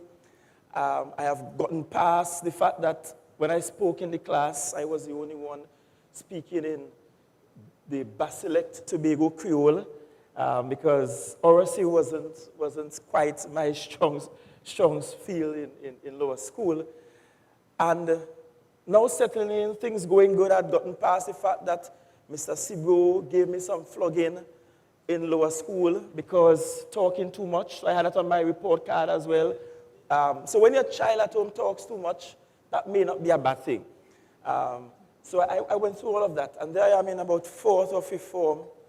And I won't call the name of the student, but this good friend of mine who always found a way to get underneath my skin. She found a way every single year, term, day of the year. And this one time, I just returned to the class from the library. Those days, the library was on the top floor in what was then the new block, straight ahead of us. So I just returned to class. The report is taken, and there is this student tormenting me again. And this time it got physical. And I got my first suspension from the lady who is now the principal of Bishop's High School. Oh. She was my form teacher then. And so I'm going home with this suspension. I think it was about 2 or 3 days. And in those days, you have to carry the suspension home, and your parents have to sign on the slip, you know, so that you can return to school. And, you know, stupid me, give it to my parents to sign. I could have just probably forged my parents' signature and pretend it away, but I gave it to my parents. Of course, I went a whole another left field at home, because your parents from country send you to town to fight and to be warish in class. So there was a whole other story at home. And that was, to me, the only real testing moment. But, you know, all of it builds character. All of it helps you to appreciate that sometimes, even when you are right, you can become wrong in your exertion of strength, even when you are right. So it builds character. And I'm very grateful. I'm grateful for the systems we all went through here, whether it is the white lines that you dare not walk on or touch, or the fact that you don't ever cross the quadrangle, or that you had to stand outside if you were late for the entire first period. You know, things that created structure in your life. So even if you came into school and you did not have the structure at home or in the community, you're guaranteed that there was structure here at Bishop's High. And I think that is what caused us to excel in the end. Thank you so much. And all your families would have been families that I'm sure that we could have all learned from and would have wanted to visit and sit at their feet and learn more. And they're people who could be exemplars in the community of Trinidad and Tobago, and Trinidad especially. I want to get a little bit more personal now in terms of leadership, trust, and resilience. I want to go to Dr. Rowley. You know, I'm thinking, Dr. Rowley, now that we've established character and where it's come from, there were moments in your career, very public career, that you've had to stand very firm, such as your decision to support Chief Justice Archie in a difficult situation, or perhaps during the COVID lockdown, it was at times a very, very unpopular decision. There were very intense pressures out there that were saying, no, you know, you'll be more popular if you do this. But you chose a path that clearly, you, as my mother would call it, you consulted your conscience and you did it your way. And I also think that the other thing that I was speaking to my friends, Teresa and Dax Driver, who've accompanied me from Trinidad to see this, they were saying that, you know, it's very, very creditable about the way you decided to demit office, you know, before your time, and you weren't grabbing and clinging on to power. And furthermore, even though the results would have been quite devastating and disappointing to you, I think the whole country did notice that, you know, the grace with which the handover was done, and the nodding to the democratic institutions that the people have spoken. And this may seem a small thing in Trinidad and Tobago, but I know, I'm from India, that, you know, when these things happen, people get killed because, you know, you don't agree with the results. So there's numerous recounts. We've even seen it with Trump. So I want to ask you, you know, you'd have spoken of your grandmother, but I want to ask you that who guides you in these moments? And when you speak to your conscience, you know, what kind of questions do you ask your conscience? I think it has to do with the inputs that influenced what character you have, because character matters. And because of how I was brought up, in much of what was said by Bishop Berkeley and Farley about how we interacted with and were products of a household and a community and a village, a certain kind of character comes with that. And for me, it was one about accepting responsibility without fear of the consequences. That is what I am, because my grandfather, impressed upon me very early responsibility. And for example, he would give me something to do, and I will go off and spend the whole day doing something else. And when he comes in the evening, and that's when I remember I didn't do it. And that's when I'm in trouble. And he would threaten me with some consequences that you are very familiar with. And he would always say to me, if you are in charge, like feeding the fowls or cutting the grass, be in charge, because you are in charge. And if you don't do what you have to do, other people will pay the consequences. And a lot of times, I got into trouble over that particular situation, not taking responsibility. And by the time I became an adult, looking back on how your parents worked on you, you saw the value of that. And as I entered public life, I never had any fear of the consequences to doing the right thing. And I contested elections. My very first contest in an election was here in Tobago. I still think it was the best campaign I got involved in, and I didn't win, but I was able to accept it as the outcome of the process, and that stayed with me throughout my political life. And I would always tell my colleagues, wherever I went throughout the system, don't fall in love with office. Be privileged. There are very few of us who have this opportunity to impact upon the rest of the country. And I also subscribe to another principle that I learned along the way, which is what I call the Mackenzie principle. Many of you here have been familiar with William Mackenzie, who was this lone P&M person in the assembly for a number of times. And Mackenzie would say to us, do your best and forget the rest.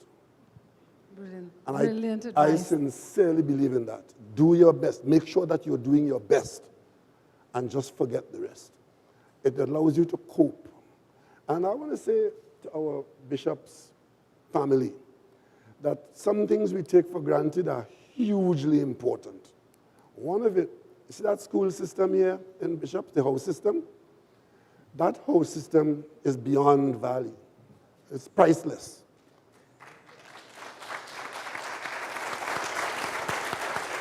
Because you come in here from a village, like Farley came from Speyside, not knowing any student and any teacher. But very quickly, that house in which you were put becomes your family. And for the rest of your life, you relate to those people in that house as family members.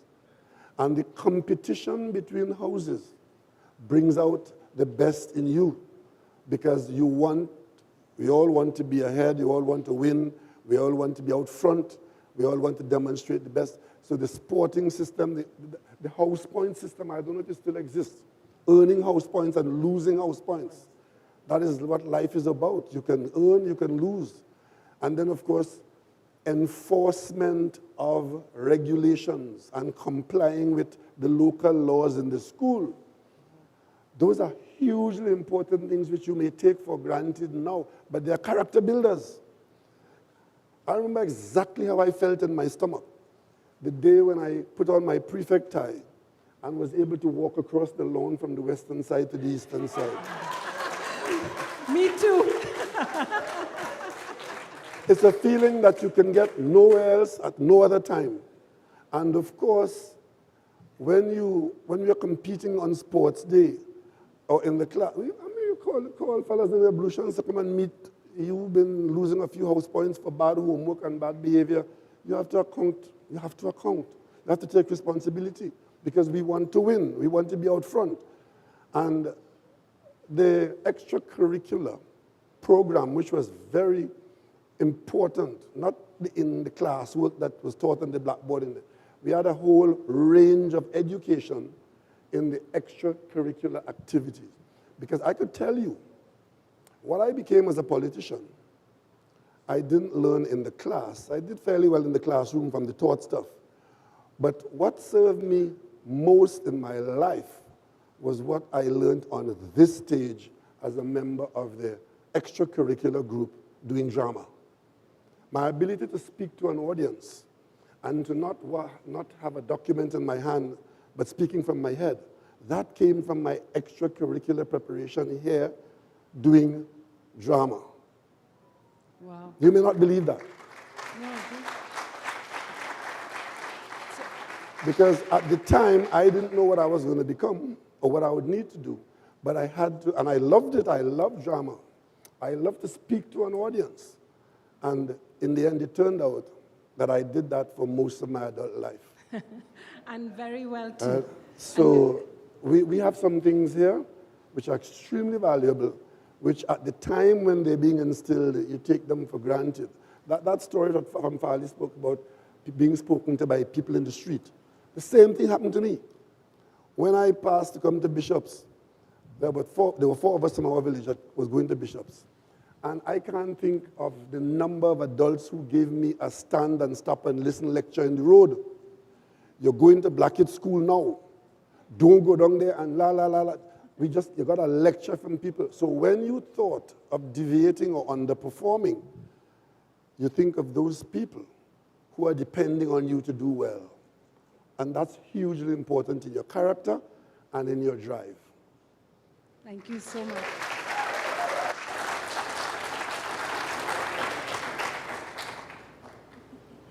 Chief Justice, I guess in a sense, I'm sorry, I'm skipping one, but in a sense it's the same kind of question that I'm about to ask you, because you have also been put under the ringer by the media and others, and you've remained stoic under some of the vilest attacks from society, and you've remained with a very centered, which is an amazing gift to have and an amazing attribute to hold in your public life.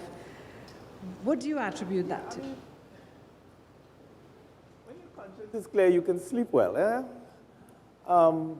And you have to be careful when you're in leadership positions that you don't let people dictate the narrative and dictate the agenda. And I know the politicians on the platform know that only too well. You know that if you become responsive and all you're doing is responding to attack, then that's what occupies your energy. You cannot hold any position of authority or leadership for any significant time without coming under attack. That is the nature of life. That is how human beings behave.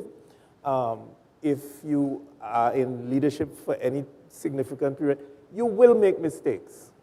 And therefore, you have to accept the fact that, that you will be criticized or even attacked. For me, if I have a decision to make, my first question is, does what I'm about to do align with the core principles by which I have chosen to live? So that's the first thing that gives me comfort. The second thing about wielding power is that simply because you can do something doesn't necessarily mean that you should. I think that's where compassion and empathy come in. If what I was about to do were to be done to me, how would I feel about it? How would I explain it to my children? Outside of the heat of the moment, you're writing the history 30 years down the road. What would it look like then when we take it outside of the immediate context?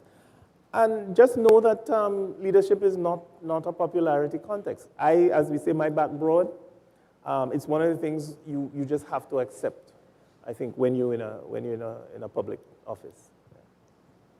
Bishop Berkeley, I want to come to you. I wanted to speak to the two gentlemen before I came to you on this, and I wanted to ask you this. I'm sure that the other three gentlemen, as does Trinidad and Tobago, we all look up to you.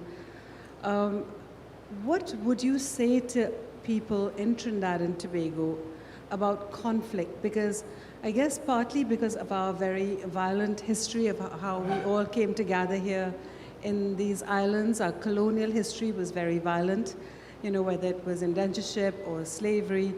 We've all arrived here from very violent systems, and in a sense, it kind of does play out psychologically, where people go from 0 rage to 100 in a minute, and that is where we have also got a lot of violence in our society. What would you say are your guiding principles on how to deal with conflict? Should it be a zero-sum? How can we stop it from being a zero-sum game and be a win-win for people when they don't agree? Well, the thing is, conflict is basic to life. One of our teachers here would have said, life, drama, and life go together. You must have a plot, and there's a conflict, and it is either to resolve the conflict or keep going with the conflict, and that gives you scenes and things to go on. So conflict is basic. What we were taught at school is you find ways, there are ways, well, not only at school, in the village. We had to swim across the bay. If we had a matter to resolve, we would resolve the matter by, let's test it in the water. And if I can outswim you, then you've lost your point, as it were. In other words, at school here, we used to have a nets down on cricket nets down on the side here, and you played a game called Outer Man, and we would team up to get the ball to bowl, and so on, and some of the matters were resolved out there, right? Some of the matters were resolved with arm wrestling, and in other words, we were taught and practiced that there are civilized ways to treat with conflict. What has happened, what has jumped into the mix is a matter of there's an anger problem. And the anger problem now has taken over everything, so that people are not willing to, let's say, work it out. And I think we have to try to find how to address the anger problem that has taken over the society. People don't want to hear, they are dismissive, and so on and so forth. In that way, we are sort of going backwards rather than going forward, because we will disagree. There will be conflict every day, every morning, as we leave home, as whatever it is. You think we should be going there, and I think no, and so forth. But conflicts can be resolved. And what we would like to encourage is that we've got to find a way to deal with anger. And biblically, the scriptures envisage conflict. If a brother offends you, when I talk about Matthew 18 here now, if a brother offends you, you should talk to the brother. If he doesn't listen to you, you should take somebody and go to him. And if that didn't work, you tell the church. And if that didn't work, let him become outcast as one of the others, and so forth. I mean, that part, we have to treat with that outcast part. But the question of it is, there's a grievance procedure. And whatever is the sphere, we should invoke the necessary grievance procedures. But I think what has happened is, anger has dominated our behaviors for some series of reasons, and we've got to try to resolve that aspect of it, because conflict is not new, it is age-old, and there are ways in which it can be resolved peacefully. Dialogue, the people who were supposedly uncivilized would walk 10 paces forward and 10 paces there and do something and throw a spear or do something to resolve what was their issue. And I think we've got to invoke the community services, as it were, the village councils, the community groups, the NGOs, the institutional framework we have, to maybe, to do some more work in setting the framework for treating with that matter. I think the escalation you're talking about is another problem that has been superimposed onto the fact that we will just naturally have conflict as we interact and exchange. And I think Dr. Rowley's made an important point too, is that we don't take responsibility for our part in the conflict. right? It's always this them or they out there, the person who we choose to other, that they're responsible for it, not us. And I think that's something that we have to recognize and accept. If I might say something at this point, Ira, given what we just heard, and being exposed in where I've been for quite a long time, that anger that is mentioned, it has its roots in entitlement. That's right. And the society has become more entitled. People have become more entitled. And if that entitlement is offended, that generates the anger. When we were growing up, we didn't feel so entitled. We knew we had to do certain things to be the beneficiary of certain things. That common statement, the way you make your bed is how you will lie on it. You make your bed hard, you lie on it. Those are things that meant a lot. But if you disregard that doesn't apply to me. I'm entitled to a good life. I'm entitled to be treated in a particular way. But a child who is respectful to an adult earns the respect of that adult and the caring of that adult. Right? But if you expect to be cared for without being respectful to the person who you expect to care for you, then that conflict is engendered and exasperated. And then you have no solution. It's a cycle that gets worse and worse. And that entitlement, and if we talk about our school days, when we came here into the school, what were we entitled to? It's an opportunity.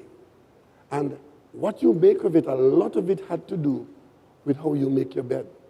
And the people who were teaching us instilled in us that I want a good bed for you, but there's something you have to do to get that good bed.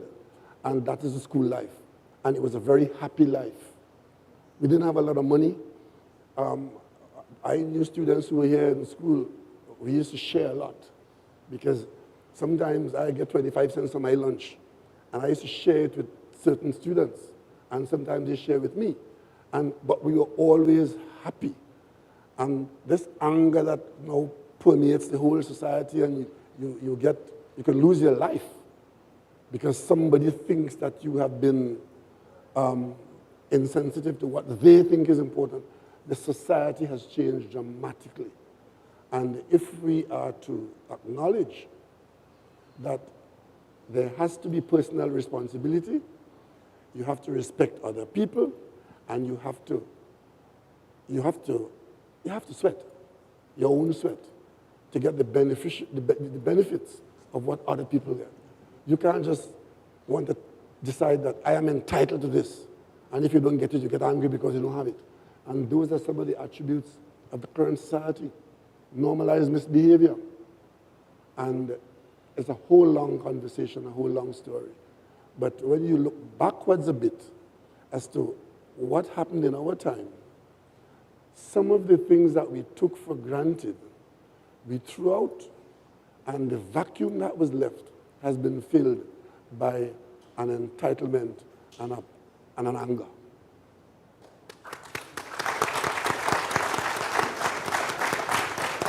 Thank you so much for that, Dr. Rowley. I want to ask Chief Secretary Farley Augustine, you're so young, and you've just had a girl child, and congratulations, you've had a daughter. You must have had to, and you navigated a lot in Tobago, and I would argue even in Trinidad, in the national politics, to get where you are. And obviously, you needed to use some real fencing skills, right? So that you had to do lots of balancing in terms of getting to where you wanted to getting the people on your side while keeping your cool. Do you want to tell people, do you want to tell us how you do it? How, what is your whole modus operandi? I won the election on a Monday. I got sworn in on a Thursday. The Sunday thereafter, I got married. I went to work for the first day as chief secretary the day after I got married, Monday. In the first 6 months in office, I was booted from my political party and asked to find your own place. By the time I got to the end of the first year, approaching the second year, I got my child, that's January 2023, first child.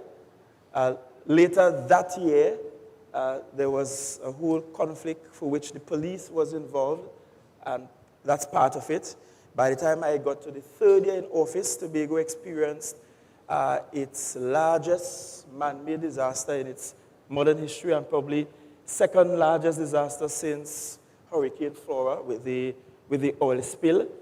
So it seems as though it never stops where I am concerned. But one of the things about Bishop's High School is that there is a spiritual element that we should not overlook. Yes, the motto includes the theme, Credi Cruci, and believing in the cross. But every student here remembers all of those assemblies that we had every Monday, Wednesday, and Friday in the hall as a whole, and then on Tuesdays and Thursdays in the individual classes. We remember the fact that every class had to keep assembly at least one morning during the term. Every house kept assembly at least one morning during the term. And there was one day every single week that the archdeacon came. At first it was Father Forrester, so we had to listen to, and Father Forrester, forgive me, sometime painful bellowing of morning has broken. And try not to laugh because we had to have respect. And then Father Forrester was followed by Father Phil Isaac. And when you recall all of those moments in the hall, the prayers, the worship, then it has an impact on you. And that grounding in faith and God is important in treating with every single life challenge that we have. So I don't think I would have survived the past 3, almost 4 years if I didn't have that spiritual grounding.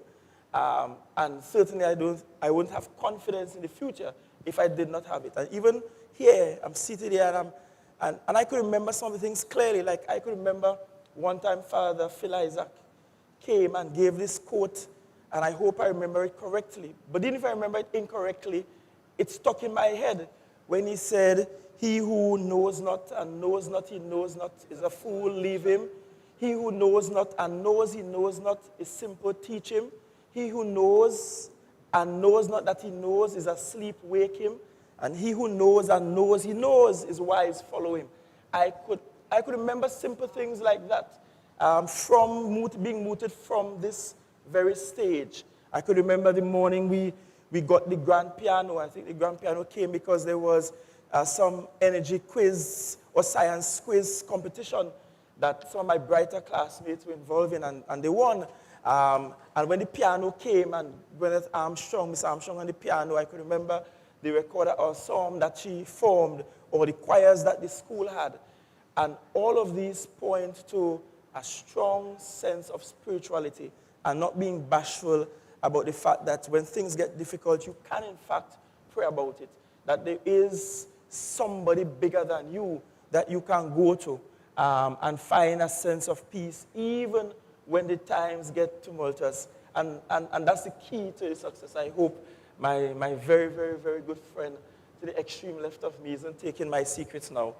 Because if you take my secrets, you might end up beating me at the next political battle. So far, I've been doing quite well, I think. So I hope he's not listening to my secrets. But essentially, a grounding in faith and God is really the key to staying focused amidst all the chaos that will ensue in public life.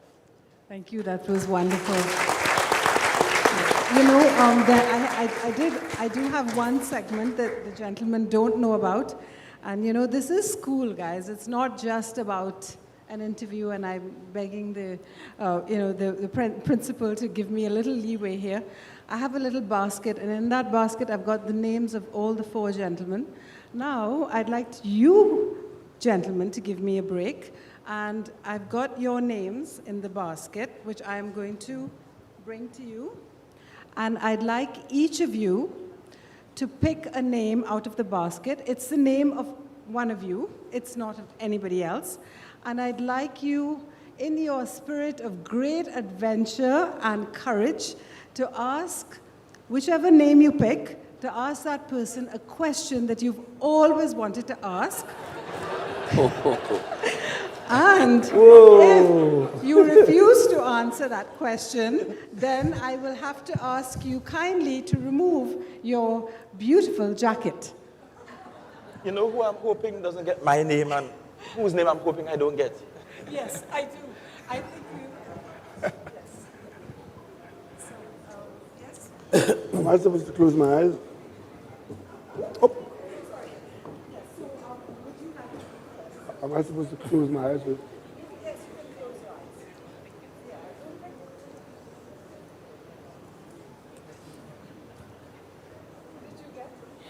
Bishop Claude Berkeley.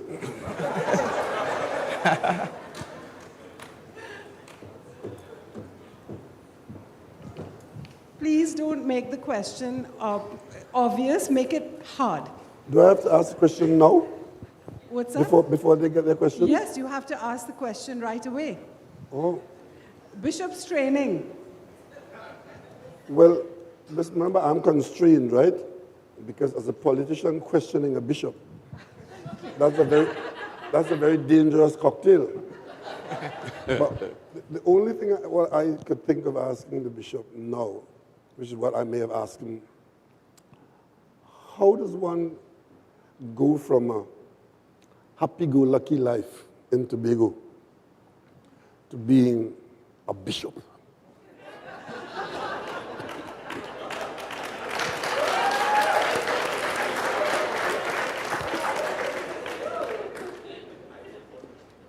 It is a very, very good question. It is a question I've asked myself many, many times on my chair. They have given me a nice leather chair in my office, and I swirl on it from time to time and ask, what am I doing here? How did I get here? And I should be with my friends, either going to fish down on the bay, play some old fours later, get some oil down and so forth, and the regular joys of Tobagonian life. And every time I ask that, I do not get an answer, but it weighs heavily on me that we were taught to have a sense of responsibility. And every now and again, somebody calls to say, well, remember, we are depending on you.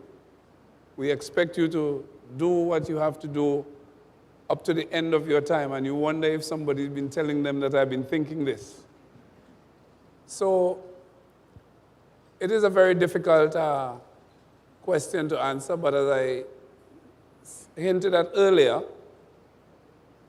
in spite of my mischievous life that I have lived, giving trouble, some people would say, or causing conflict,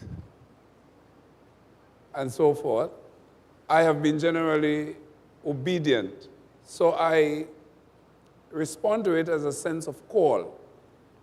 And for all the discomforts that I can feel, they are sometimes balanced by many comforting situations as well. But I am convinced by the fact that I serve a risen Savior who hasn't asked me to do yet anything that he has not gone through. And that keeps me going. I just shudder at the time when he will probably ask me to be crucified. But if that becomes what is the outcome, then so be it. I think I'm old enough now to say, if that's what the outcome is, then let's go. Let's go on with it. So it is that kind of conviction in the message of Christ, which is a very important and powerful message for the world. People confuse all of that with belief and colonial wrappings or colonial unwrappings and all the rest of it, but the message of Christ is important for the world, for all times, and more so now. So as I sit and sometimes ponder these questions, but the same question, I don't get an answer that is satisfactory to me, but I continue, and sometimes I continue with renewed energy, because I think that I've been called by Christ to serve God's people, and there's really nothing to me more fulfilling than serving people, especially when they are satisfied that you've made a difference in their life. There's nothing that can compensate that.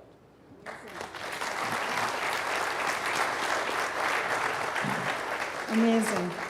So I will now ask you, Bishop, to take one of the slips.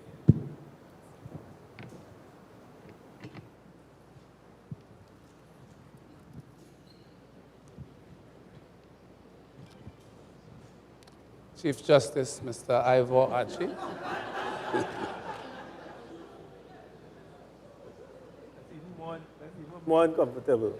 A lawyer being questioned by a bishop.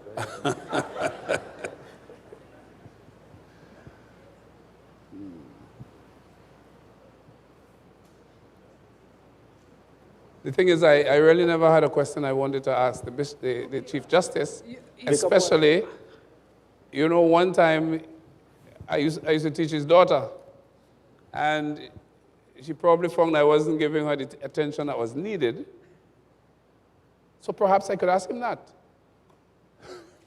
So he sent a message to me. He said, I'd like to have a chat with you, but it wasn't in his usual affirmative style, so I knew something wasn't too right here. But what is it you wanted to ask me then?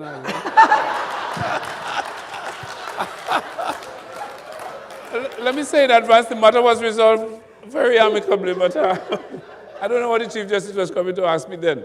Yeah, I honestly don't remember. You can't remember. But knowing my daughter and being a Bishop's Trinidad girl, which is a whole demographic by itself. Yes. It was probably exactly that. She probably felt that she was, what were you teaching her at that time? It's probably, if it's GP time or Caribbean studies. Oh, okay. Because I don't think she did history.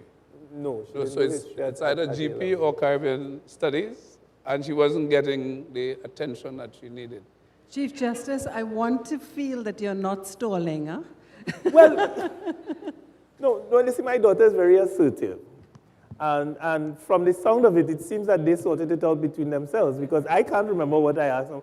And he certainly doesn't remember me asking because him it didn't get to you asking me anything either. So I was now asking, what is it you were coming to ask me then? But I honestly don't recall. Next question.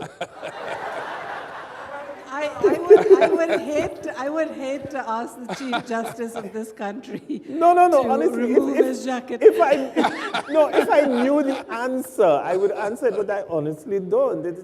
That would have been what? Over 20 years ago. Have you recused yourself from that? I'm sorry? Have you recused yourself from that? No, I'll be happy to answer a question that I can answer. What? Let's, because we're not going to let you get away too easily. So, you know what? Maybe I will ask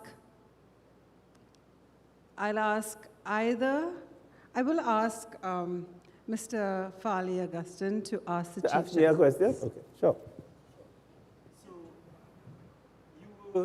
You are an overachiever. You skipped 2 forms. You were an accomplished engineer, then a lawyer, and you did all of that and got to be the youngest Chief Justice of the country. And you've had some very testing times. Was there any moment, especially since you became Chief Justice, that you thought about walking away from the job? Oh, many times. But I'm a little bloody-minded, you know, and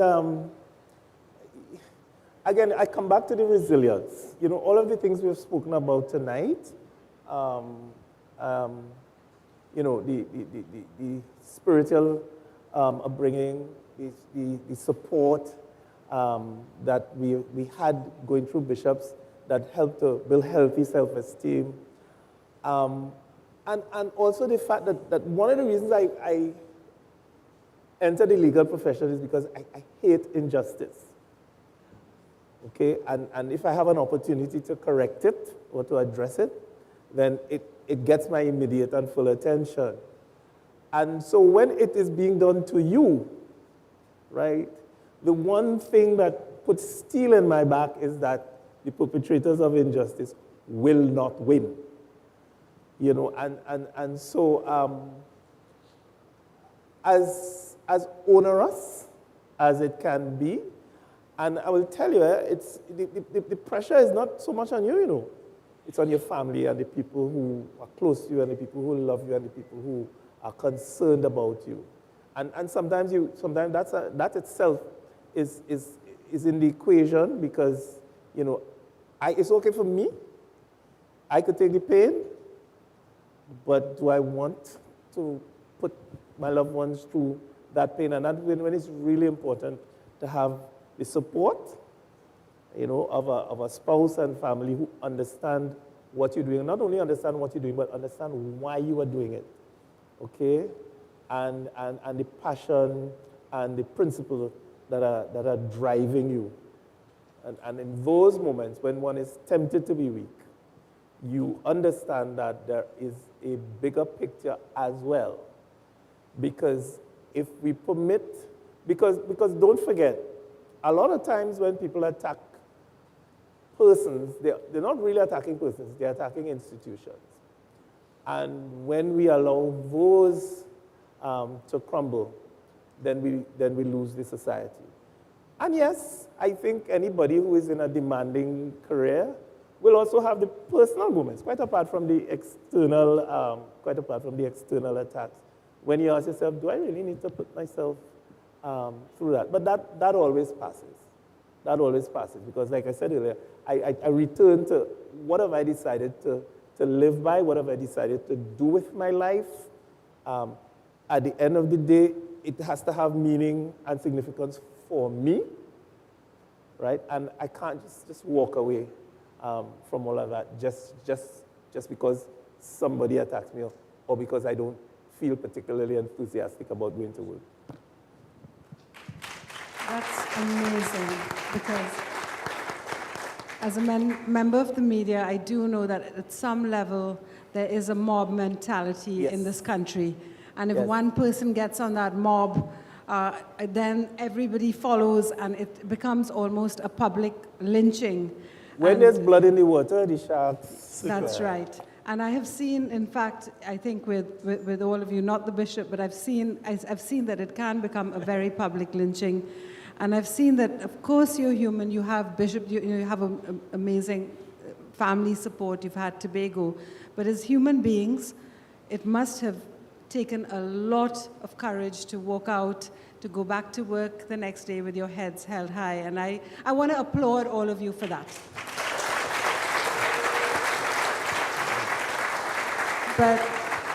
But as you're the youngest, as they say, you know, in Yiddish, that you have a lot of chutzpah. In other words, you're brave. So I want to ask you, Chief Secretary, to ask Dr. Rowley a question. You will never have this opportunity again. Just make sure that answers the question. I wish this wasn't the forum that I was given the opportunity to ask him a question. But Dr. Rowley does have the option of removing the jacket, but I don't think I'll ask him when appropriate for the context that Don't go soft. No. I'll ask when appropriate for the context that we're in. So you are now retired from the position of Prime Ministership. I don't know if you retired from politics because I keep seeing you in the public space giving commentary. But now that you're retired and you seem to be in very good health, what are your post-retirement plans? And perhaps how can I, as your Chief Secretary, being a citizen of Tobago, help you with those plans?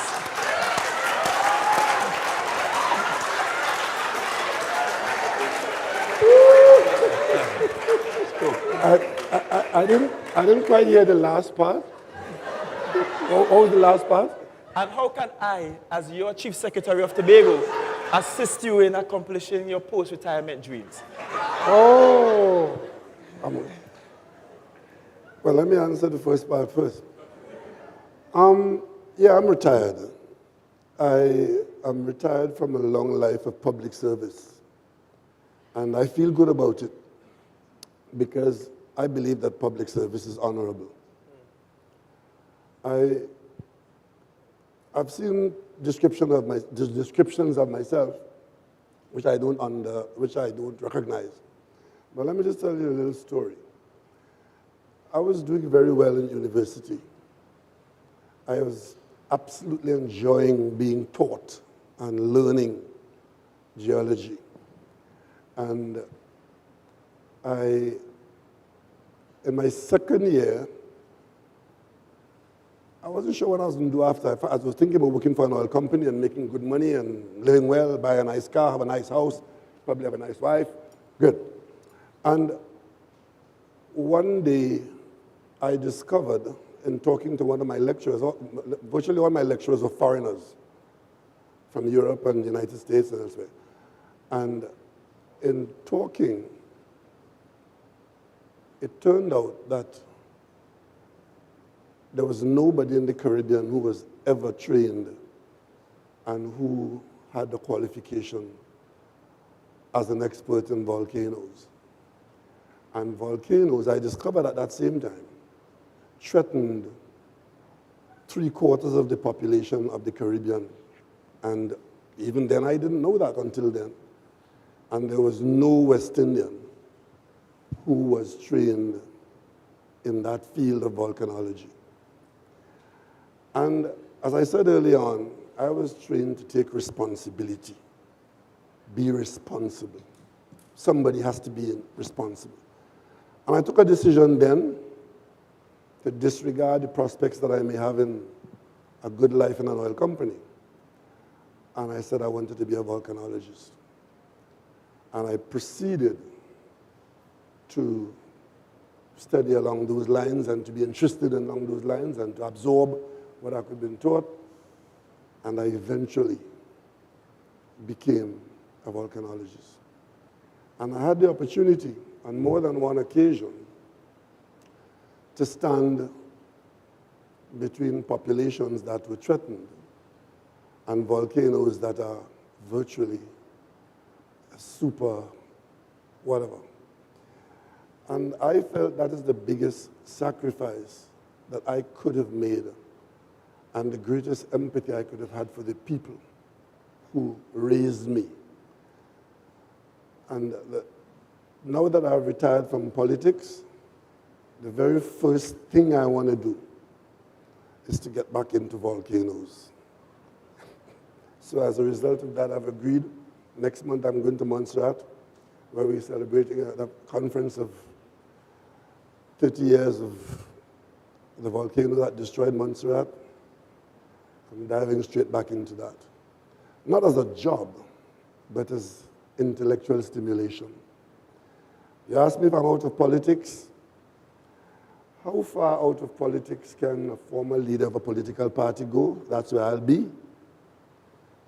How committed can I be to a country that I may still want to talk to and to talk about, but I'm not in active politics anymore.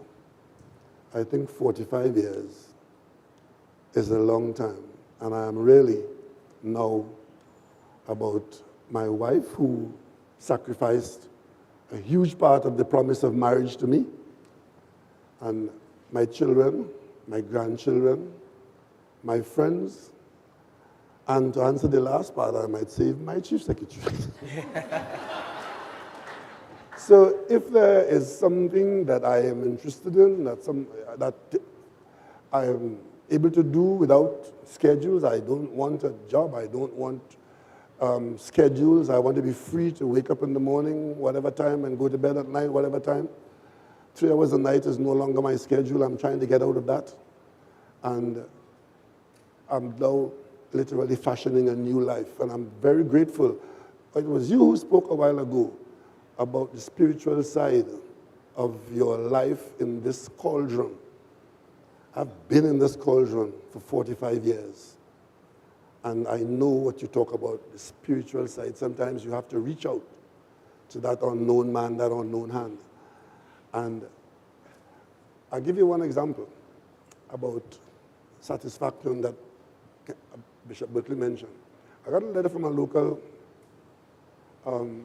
Tobagonian once, a farmer, Mr. Bishop, I called his name, Mr. Bishop. He wrote me, I was agriculture minister, he wrote me to complain about something here in Tobago. I got the letter, and I said, I will go to Tobago and see Mr. Bishop about this matter. So I came to Tobago in person, went to his house, and he spent about 20 minutes castigating me for not answering the letter. And I'm saying to him, I'm here, I've come to talk to you about it. And he just would not listen. As far as he's concerned, I wrote you a letter, and that was 3-4 weeks ago, and I didn't get a reply. And I said, I'm here, what is the problem? Let's talk about it. And I could not convince him that turning up in person to treat with his issue was a satisfactory and acceptable way. The moral of that story is, try as you might, there are some people you could never please. And therefore, after 45 years, I don't think if I have lasted another 45 years in the job, I would have pleased more people. But I was grateful for the opportunity, and I felt in the days when I had the responsibility for this country, I would like to believe that that responsibility was discharged responsibly. Wonderful answer. Thank you so much, Dr. Rowley. Okay, I think everybody is very tired, but are you all up for a rapid fire answer on some questions, which means under a minute, possibly 30 seconds? Are you all up for answering a really short answers? Is everybody okay with that? Okay? Yeah? Okay. So, I'm going to start with you, Dr. Rowley. What did your grandfather or your father or whoever raised you, your grandmother, the male figure in your family who raised you, this is Father's Day is tomorrow, what did they teach you about being a man in a minute? Taking responsibility and ensuring that you have a value system, because everything had an anchor somewhere. That's the values that they instilled in you. Okay, all right, wonderful. Bishop, what values do you hope to pass on to your own children, to younger men, younger fathers? That they need to take responsibility for their families and to show leadership in the communities in which they live. Whenever the male leadership or responsibility is lacking, the communities are in chaos. And we need to work on that. I would emphasize that.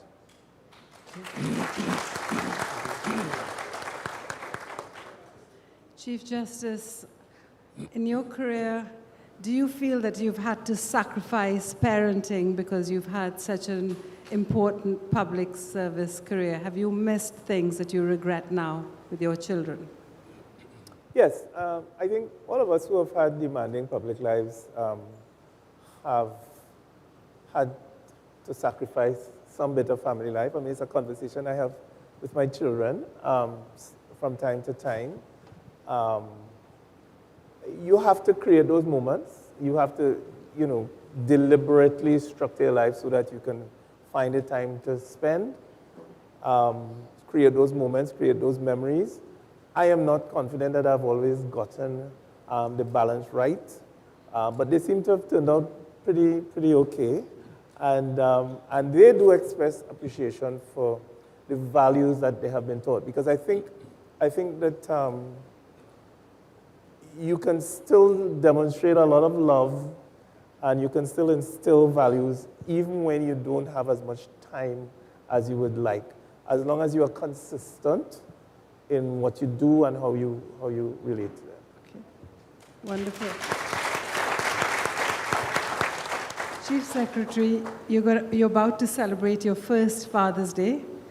You're a new father, so congratulations, by the way. What are you the most hopeful about? You had a daughter, and I have noticed, I mean, I am here, but we would like to see more women on the stage in the future, yeah? And what would you like, what are you most hopeful about in terms of having a daughter? And in the society that we currently live in, what are you the most afraid of in raising a daughter in Trinidad and Tobago? Well, this is my second year with her, so she is 2 years going on 3. Stand corrected. I'm fearful because this is a very unkind world to women, generally. And I would hope that my daughter could sit in the seat that I sit in without her being judged by her gender and just being judged based on her character, the skills, and what she has to offer. I would truly hope that she would inherit a Tobago that is a lot more even, less chauvinistic, one that respects women and the role that they play in our society. Thank you. Dr. Rowley, I know you're leaving public life, but I just want you to go back down memory lane just a little bit, rewind a little bit. When you and the Chief Justice were in public life together, you both together held immense national responsibility. But in moments of crisis, the Chief Justice could not answer back. What do you think it costs a man to lead in silence?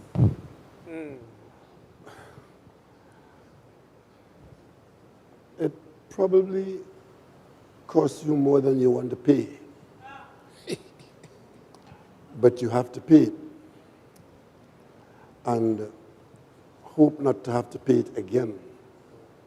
Because lots of times when you're in those situations, you worry about the consequences of the decisions that you make.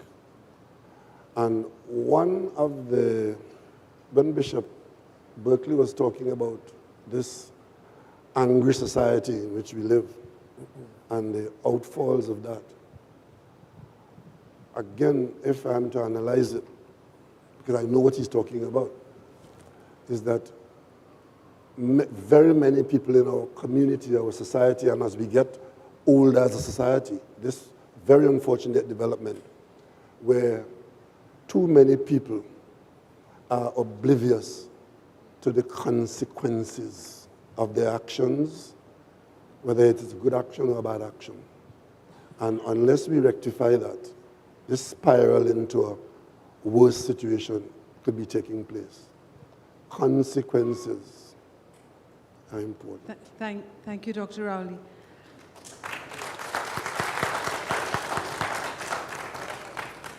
Bishop, were there moments during the crisis of which we speak when you wanted to intervene and speak to both men and say, or when you've seen your leaders and the leaders in general in the country go through abuse and being vilified beyond acceptable norms, did you ever think that you needed to reach out to them and say, it's going to be okay?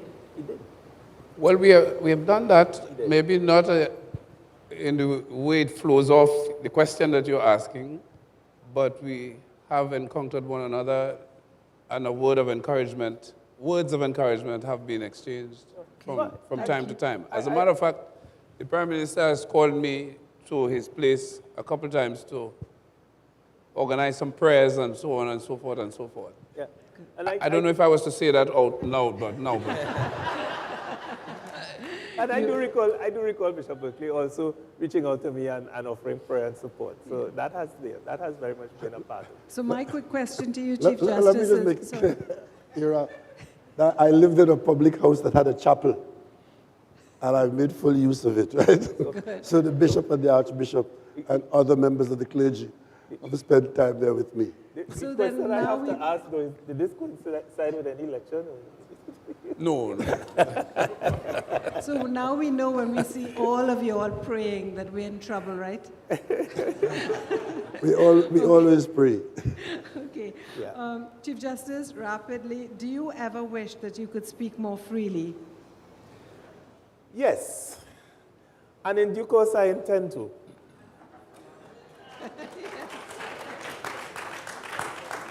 I'll just leave that little teaser out. Yeah. So I want to ask, and you interpret law, and the bishop interprets scripture. What do you share in the burden of that moral responsibility? Do you think the pulpit and the bench are more alike than people realize? Either of you can answer this one. Sorry, you want me to answer that? Either of you. Either. Yeah? Pulpit and the bench, or both? They're more alike? Yes, I think they're very similar. Sometimes you can find in the matters of the dispensing of the law greater compassion than might have been extended in terms of treating it from a scriptural point of view. But the law is rooted, to my mind, in some biblical norms, in some serious biblical norms, and I'm subject to correction here because I haven't studied law. But when you look at how a number of the issues flow, you realize that there was a moral code, and our legal systems have drawn heavily from those moral codes, which are biblically based. So, yes, there is some tremendous similarity. Yeah, I think, where do we get our sense of justice from? It really is, even without any sense of, any particular religion or so, it's those codes which in our construct we find in the Bible. As you say, sometimes when you read these stories, you may be tempted to think that, our notion of justice, at least in modern times, is less harsh.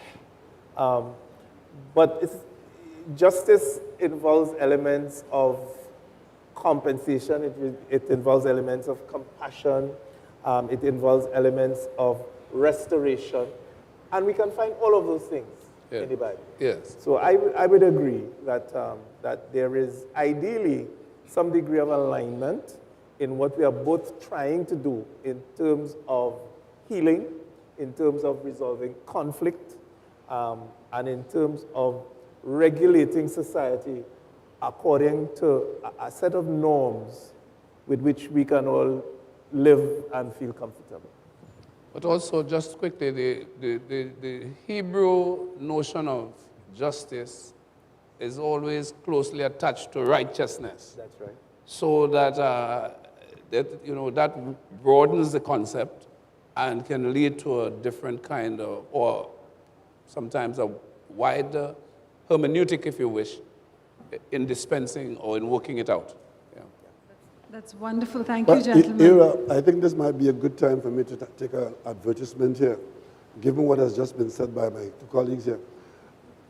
A few years ago, the Chief Justice, at the opening of the law term in the cathedral, had Pat Bishop do a discourse on what is law for. And given the question that you asked both gentlemen, I would like to say that the best answer that you could have had is that discourse that Pat Bishop gave at the cathedral. I've been in many thousands of contract hours of being lectured to, and I could hardly recall a more stimulating lecture than Pat Bishop speaking on the topic of what is law for. Thank you so much. And I'd like you all to know there is a memorial concert for her on the 29th in the Central Bank. Yes. That's a little plug for Pat Bishop. So because I think she was amazing. In I think our the CJ has a copy in his office. Yes, yes, the Lydians. I want to end with two last very rapid-fire questions. They don't have to be the answers don't have to be long. And I would like it to be between the Chief Secretary, Farley Augustine, and Dr. Keith Rowley. I would like you, sir, Chief Secretary, to tell Dr. Rowley what you admire about him and what you've learned from him. And Dr. Rowley, I'd like you to tell, treating him as a mentee, perhaps, what you like and admire about Chief Secretary Farley Augustine and how proud you are of one another. So, please start. That's it. BBC had talk, you know. You know, before we came here, we were promised that she wouldn't put on her journalistic cap. I know, right? I think it just went on there. I'm hard talk, yeah.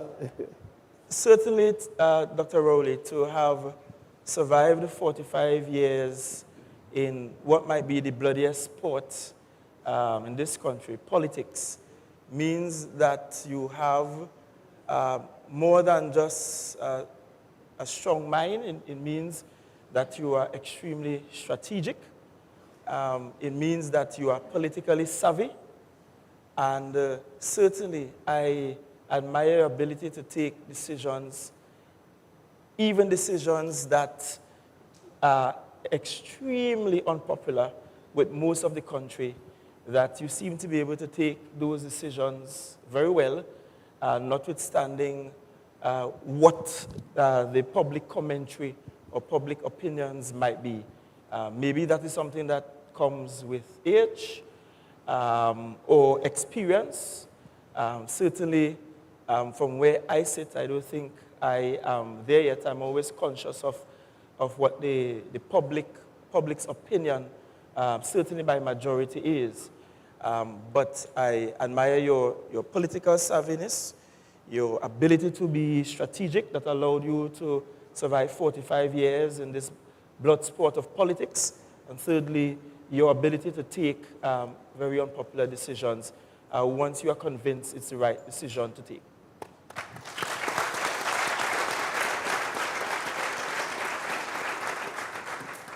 Well, thank you very much for your kind comments.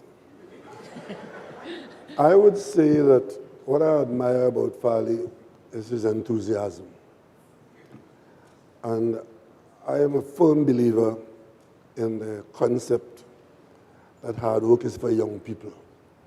And the enthusiasm that he shows, given the challenges ahead and the hurdles to overcome, I believe that that enthusiasm, if channeled in a way that it is tempered with some reality, could bear fruit for the nation, because our young people are required to be enthusiastic about this country. And Farley demonstrates that, his enthusiasm for Tobago. I mean, they say we Tobagoans are clannish and we are whatever, whatever. But the special nature of being a Tobagonian comes out, and I think once that is tempered with the fact that all that glitters is not gold, otherwise you can be tremendously disappointed when you pick up pyrite.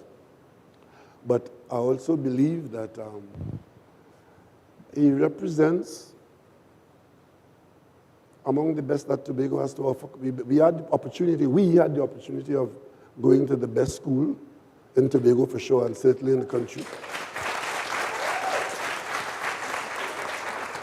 We had the benefit of being guided by adults, our peers and our parents' peers, and therefore those inputs, if we acknowledge them as valuable, and that our young people are prepared to take up the mantle without hate, without anger, But with that spring in the step, I think that we can have a better future. And that is why I am an optimist in the political arena. I survived those 45 years on the basis that I genuinely believe that the vast majority of people in this country are decent, right-thinking people. And that you can talk to them respectfully, you can talk to them sensibly, and get a good outcome. That is my belief, and I trust that. I look towards that for his future.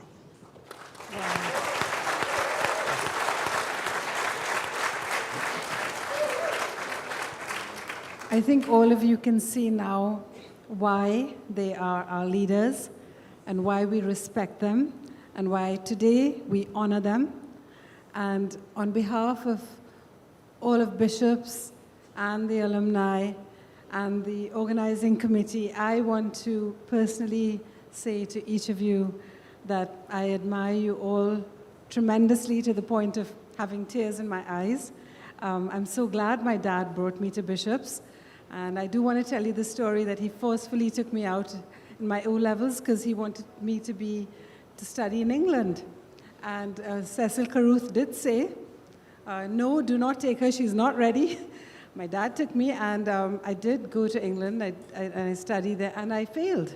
I failed in England, and I came back here to do my sixth form with my tail between my legs, and Cecil Caruth did not once say, I told you so. He took me back in Form 6.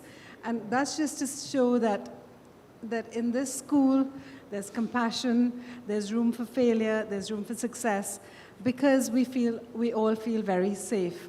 And on that note, I want to say to all of us that we have witnessed leadership forged not only in the institutions of this country, but in this soil that is Tobago, the school and the soul of this island.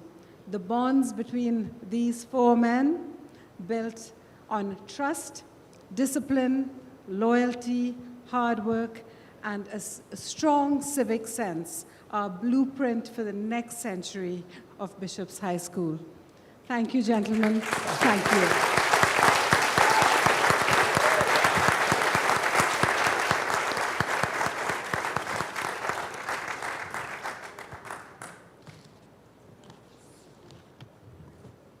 I believe Mr. Cohen.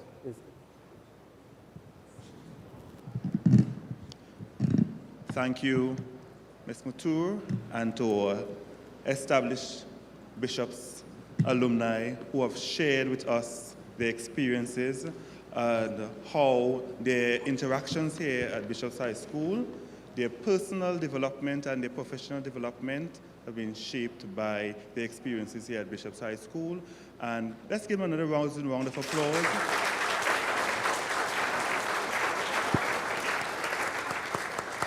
So it's going to change things up a bit. We'll now invite Mr. God James to serenade us in song before we close the program.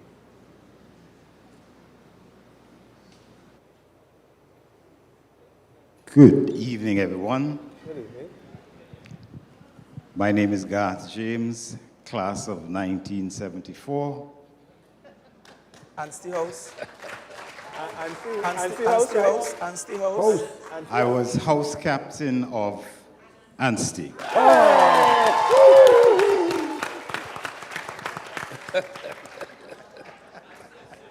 It's okay.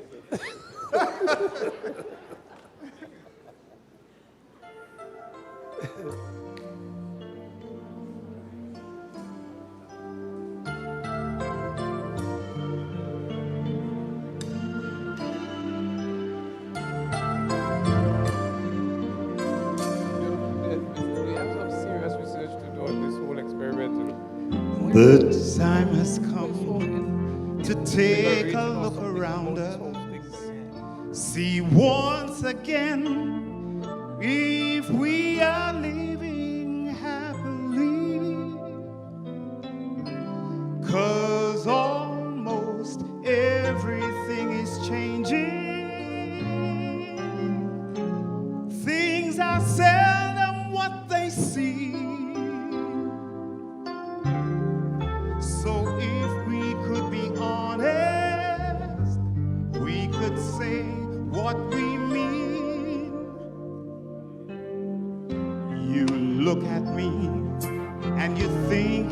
been so easy.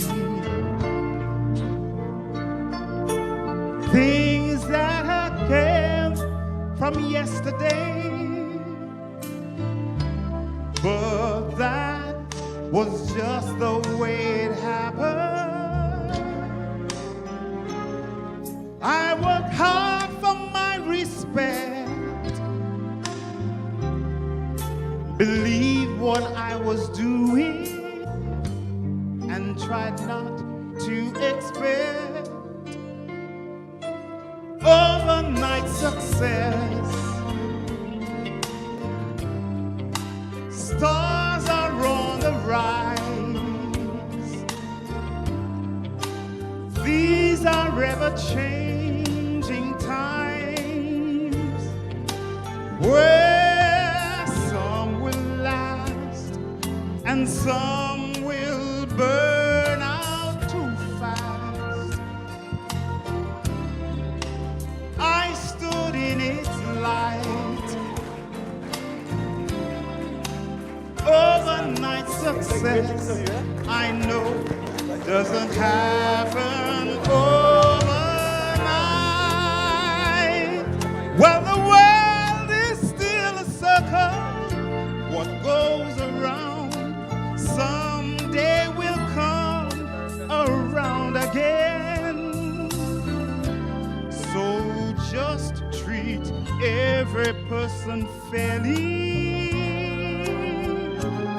as you start upon the climb.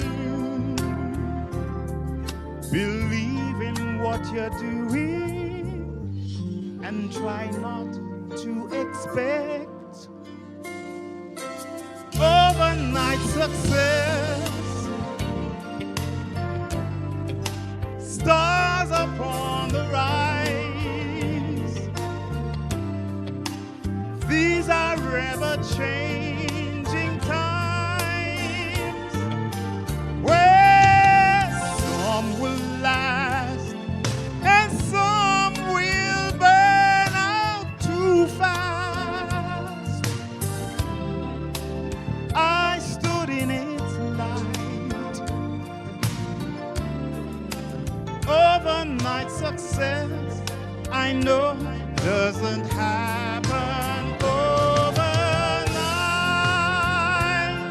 While the world is still a circle, what goes around someday will come around again. So just treat every person fairly as you start upon the climb. Believe in what you're doing and try not to expect overnight success. Stars upon the rise. These are ever-changing times where some will last.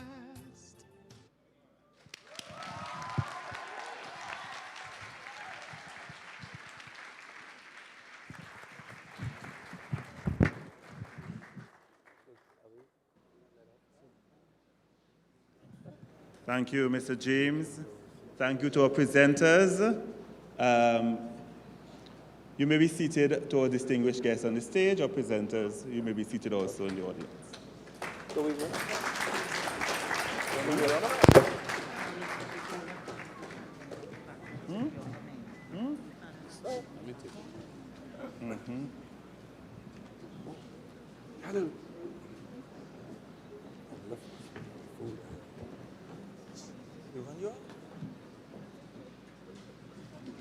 Just by way of announcements, if you have lost a bunch of keys at the registration and memorabilia booth, please, you may go with the correct description to retrieve your keys, car keys, that is.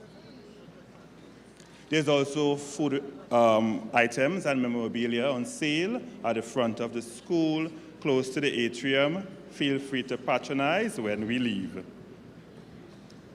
In everything, we must give thanks. And to deliver the expression of thanks, I now invite Mrs. Kimmery Richardson Thomas.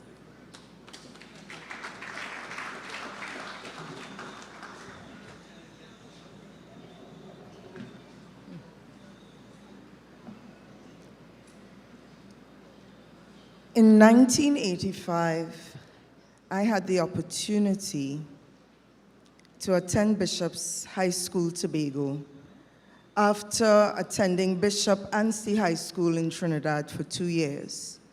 My family had moved to Tobago, and my father gave me a choice to either come to Bishop's High School or attend another school in Shore Park, thereabouts, that had at that time been offering subjects aligned with what I'd already been doing in Trinidad.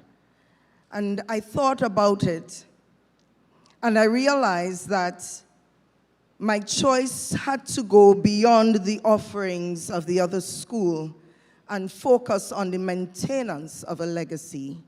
Once a Bishop student, always a Bishop student. Good evening, distinguished ladies and gentlemen. What a wonderful and inspiring evening we have spent here. We have shared one that will remain forever etched in our hearts and minds for years to come. It is indeed my privilege as a member of the class of 1988 and as a proud member of the Yellow House of Davies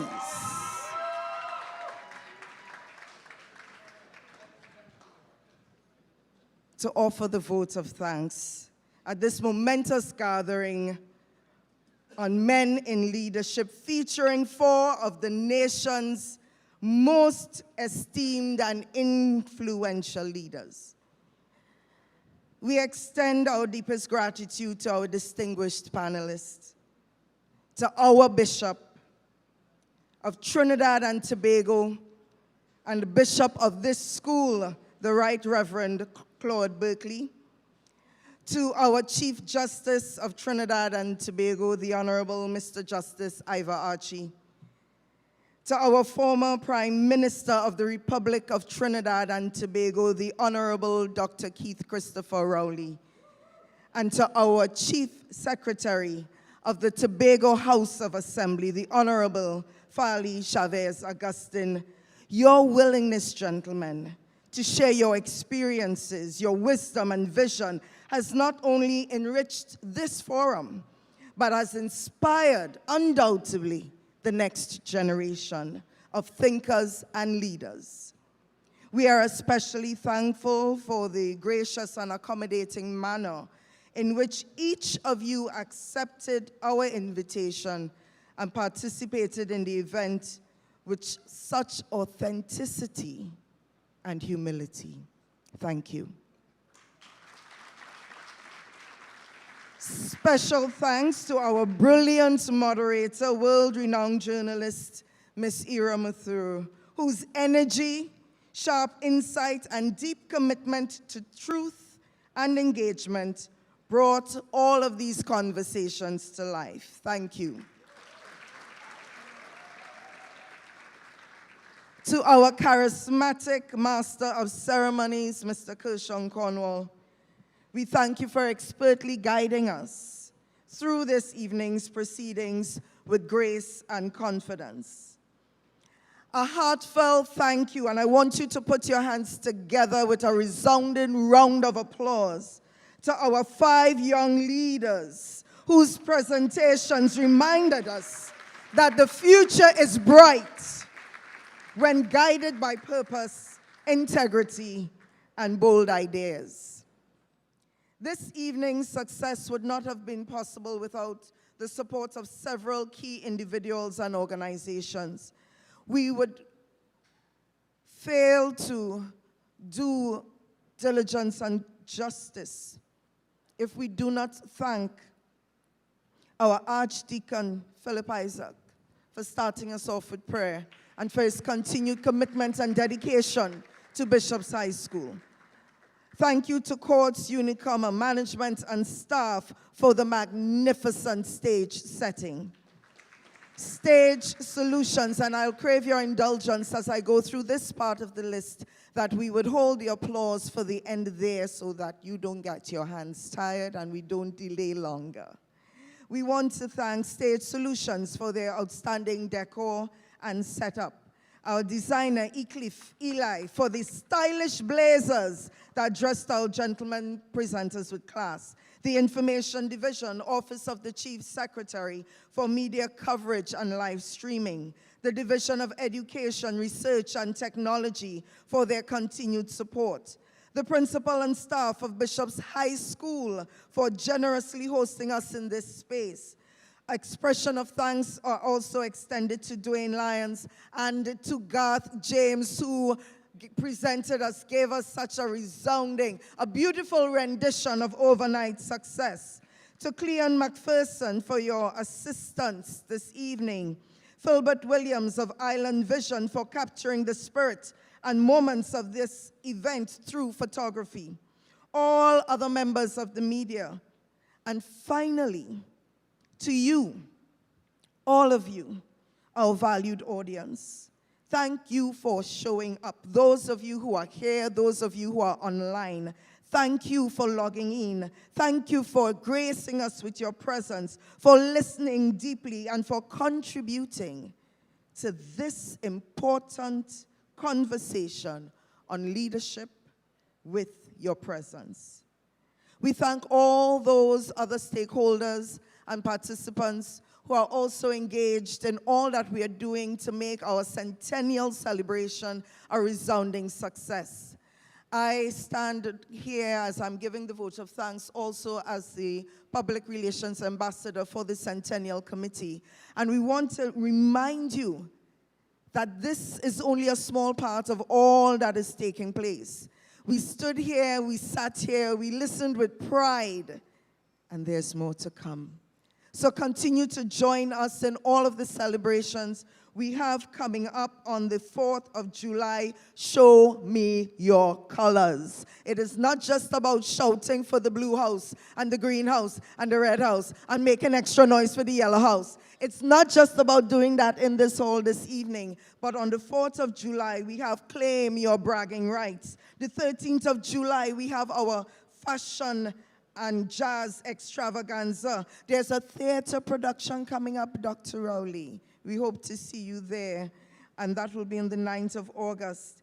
We have our torch relay, and we listen to God James this evening. We have our Bishopians in concert coming up. We also have the celebration of 100 Bishopians when we have that award ceremony that is coming up in September, all leading up to our 100th anniversary, where this year's en blanc celebration, calm down.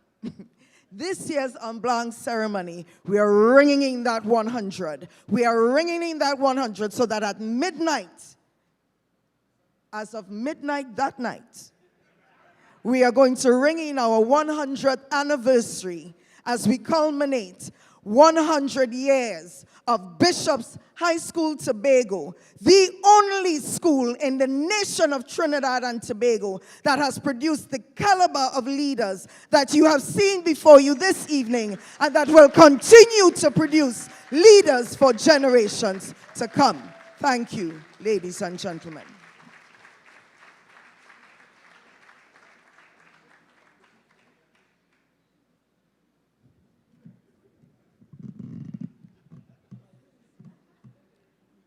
Kimmerer, you have left me very little to do now. You've already brought the curtains down.